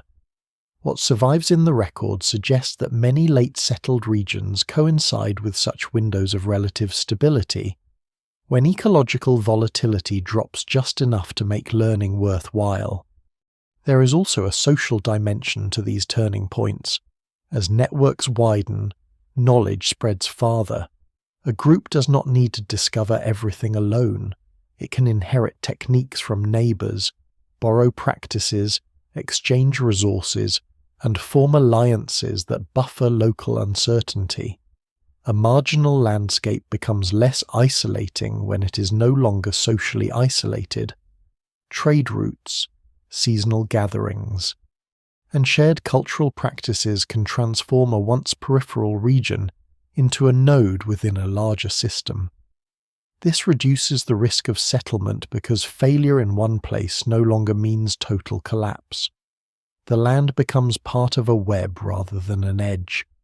A lesser known but powerful factor is familiarity itself. The more often a landscape is visited, even in limited ways, the more knowledge accumulates, paths become clearer, water sources are mapped in memory, dangerous zones are marked and avoided, resource patches are learned with increasing precision. What was once an unknown becomes a known difficulty. And known difficulty is easier to manage than hidden risk. This gradual thickening of knowledge may take generations. It may begin with seasonal use, deepen into repeated camps, and only later become permanent residents. By the time full settlement appears in the archaeological record, the landscape may already have a long, quiet history of increasing familiarity behind it. These shifts do not erase the original constraints. The land does not become gentle, it remains dry, cold, wet, fragmented, or disease-prone. What changes is the balance between cost and resilience. Human systems become better at absorbing shock. The same bad year that once destroyed a small group becomes survivable within a larger, more connected population. The same insect pressure that once weakened a community becomes manageable with improved shelter, movement patterns, or seasonal avoidance. The same terrain that once fragmented movement becomes navigable through learned routes and shared memory. The land remains difficult. Humans become better at living with difficulty. This is why the late settlement of certain regions should not be mistaken for sudden discovery. More often, it is the culmination of a long relationship. People have known the land. They have used it cautiously. They have tested it and withdrawn. What changes is not awareness, but capacity. A threshold is crossed, not in geography, but in what human societies can carry knowledge, numbers, tools, connections, and tolerance for risk. When those align, the blank space begins to fill. Yet even then, the process is rarely complete. Some regions that eventually support settlement do so lightly. Populations remain thin, movement remains essential, marginality persists. These lands may never become dense centers of life, even after they are entered. They join the human world not as heartlands, but as edges, places that are lived in, but always with an awareness of their limits. What survives in the record suggests that many formerly avoided lands retain this character. They are settled, but never fully domesticated by human systems in the way more stable environments are. There is also a final irony. As humans expand into these once marginal regions, they sometimes alter them in ways that stabilize or destabilize them further. Fire regimes change vegetation. Hunting pressure shifts animal populations. Later, with the rise of agriculture in some parts of the world, landscapes are transformed more dramatically, forest cleared, water managed, soils modified. These changes can make some previously difficult lands more hospitable, while pushing others beyond their limits. The act of settlement reshapes the very conditions that once prevented it. The frontier is not only crossed, it is rewritten. Still, the memory of difficulty does not disappear entirely. Even in later periods, some regions remain lightly populated, used seasonally, or treated with caution. The old constraints linger beneath new possibilities. A place that required centuries to enter rarely becomes trivial overnight. Its history of resistance remains embedded in how it is used, valued, and understood. So the story of once unsettled lands is not a simple progression from emptiness to occupation. It is a long negotiation, punctuated by thresholds. For ages, the balance favors caution. Then, gradually, it shifts. The same species that once turned away returns with greater capacity, wider networks, and deeper knowledge. The land does not welcome them. It simply stops refusing them quite as strongly. And yet, even after all of this, not every landscape yields. Some places remain stubbornly resistant, not only in the deep past, but even into the present. They are entered, mapped, and known, yet still support only sparse populations. Their limits are not erased by time. They endure, which means that the mystery is not only ancient, it continues, quietly, wherever the human ability to adapt meets the enduring boundaries of the earth itself. Even now, in an age of engines, satellites, desalination, refrigeration, paved roads, and medicines that would have seemed supernatural to ancient people, the earth still keeps certain regions on the edge of ordinary settlement. They are no longer blank on maps. They have names, coordinates, weather stations, administrative boundaries, extraction zones, research outposts, seasonal camps, scattered villages, frontier towns, and sometimes large cities sustained only by massive technical support. Yet beneath all of that, the older pattern remains visible. Some lands still resist density, some still punish continuity, some still reveal, more honestly than most places, the deep terms under which human beings are allowed to remain. This is why the mystery of ancient non-settlement does not end in prehistory. It survives as a faint but persistent truth in the modern world. Look at the driest deserts. Human beings cross them, mine them, militarize them, map them, and sometimes build in them. Yet large stretches remain thinly inhabited for reasons that would be instantly familiar to ancient travellers. Water is scarce or expensive to move. Heat drains the body faster than labour can repay it. Food production depends on imported systems or narrow irrigated pockets. Distance magnifies every failure. A desert may contain extraordinary beauty, minerals, solar potential, and moments of dramatic life after rain, but none of that automatically turns it into a stable human heartland. Modern technology can force occupation far beyond older limits, yet often at immense energetic cost. The land remains, in a strict sense, unconvinced. The same is true in the coldest zones. Arctic and subarctic regions support remarkable communities, deep indigenous knowledge systems, and long histories of adaptation, but vast expanses remain lightly peopled because the old arithmetic never disappeared. Fuel, insulation, transport, darkness, ice, and seasonal scarcity still govern life with unusual authority. Even where modern infrastructure reduces danger, settlement often depends on long supply chains and high maintenance. The lesson is not that humans cannot live there. Clearly they can. The lesson is that such living still requires exceptional alignment between knowledge, cooperation, and material support. Ancient hesitation in severe cold was not cowardice. It was realism. Rainforests, swamps, and dense tropical lowlands carry their own version of the same story. They can be biologically rich and yet remain difficult for sustained dense settlement in many areas because visibility, disease, soil conditions, transport, and seasonal flooding continue to impose costs that outsiders often underestimate. Modern states may build roads, clear land, and impose administrative presence, but the landscape still answers according to its own rules. A place full of life is not always a place eager to support human concentration. That distinction, which ancient populations learned through direct consequence, remains easy to forget when looking at maps coloured as though all Greenland were equally available. High mountains preserve another kind of resistance. They attract pilgrimage, tourism, strategic infrastructure, scientific work, and pockets of intense adaptation.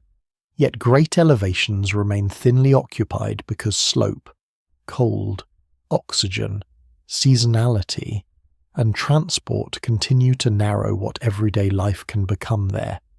Humans can climb them, cross them, and in some cases root themselves in them with extraordinary skill. But the mountains still filter settlement, they still decide. More than flatter lands do. How much ordinary life can thicken in one place? The same passes, valleys, and sheltered pockets that mattered in ancient movement often matter now, reminding us how little the basic shape of possibility has changed. Islands, too, still teach this lesson. Some flourish spectacularly. Others remain small, dependent, fragile, or seasonally limited despite lying close to larger populated worlds. Freshwater, landing conditions, storm exposure, transport cost, and ecological narrowness still matter. The horizon can still lie. Nearness can still conceal unsuitability. An island does not become easy merely because it can be seen. This continuity into the present helps clarify something essential about the past. Human evolution is often narrated as a story of overcoming limits, and in one sense that is true. Our species expands farther than any earlier hominin. It learns coasts, cold, altitude, drylands, and remote margins with extraordinary ingenuity. But the deeper story is not the abolition of limits, it is the changing negotiation of them. The lands never settled early were not simply failures in the march of progress. They were landscapes where the terms remained unfavourable longer than elsewhere. Some of those terms eventually shifted. Some did not shift much at all. Some still hold. A lesser-known but revealing aspect of this is how modern infrastructure can hide ancient ecological truth without erasing it. A city in a desert may exist because water is pumped from afar. Food is imported constantly. Energy is consumed on a vast scale. And engineering shields its population from ordinary climatic reality. A settlement in severe cold may depend on aircraft, fuel deliveries, insulated systems, and medical logistics that collapse quickly if cut off. Such places are no less real for that, but they remind us that dense habitation and ecological fit are not always the same. Ancient people lacked the power to separate those two things. They had to live much closer to the land's native terms. Their patterns of avoidance therefore often reveal environmental truth more starkly than our own. This is also why the old blank spaces should not be read as embarrassments waiting to be corrected by civilization. In many cases, they are expressions of restraint evidence that human beings once paid close attention to how the world actually worked. We tend to honor expansion and underrate refusal, yet refusal is often one of the clearest signs of intelligence. To leave a land lightly used, to pass around it, to treat it as seasonal, to respect its volatility, or to admit that it does not repay settlement under current conditions is not weakness. It is adaptation in its most sober form. Scholars still debate the exact balance of causes behind particular ancient absences, and they should. The evidence remains incomplete. Submerged coasts still hide sites. Forests still conceal weak traces. New isotopic work, ancient DNA, and paleo-environmental reconstruction continue to refine old assumptions. Some supposedly empty lands may prove to have been used more often than we think. Others may turn out to have been even more resistant than earlier models allowed. But the larger conclusion now stands on firmer ground than it once did.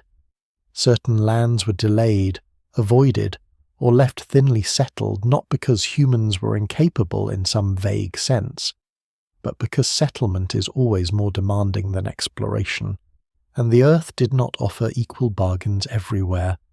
In the end, the mystery is revealing precisely because it turns the familiar story inside out. We like to imagine humanity as the species that went everywhere.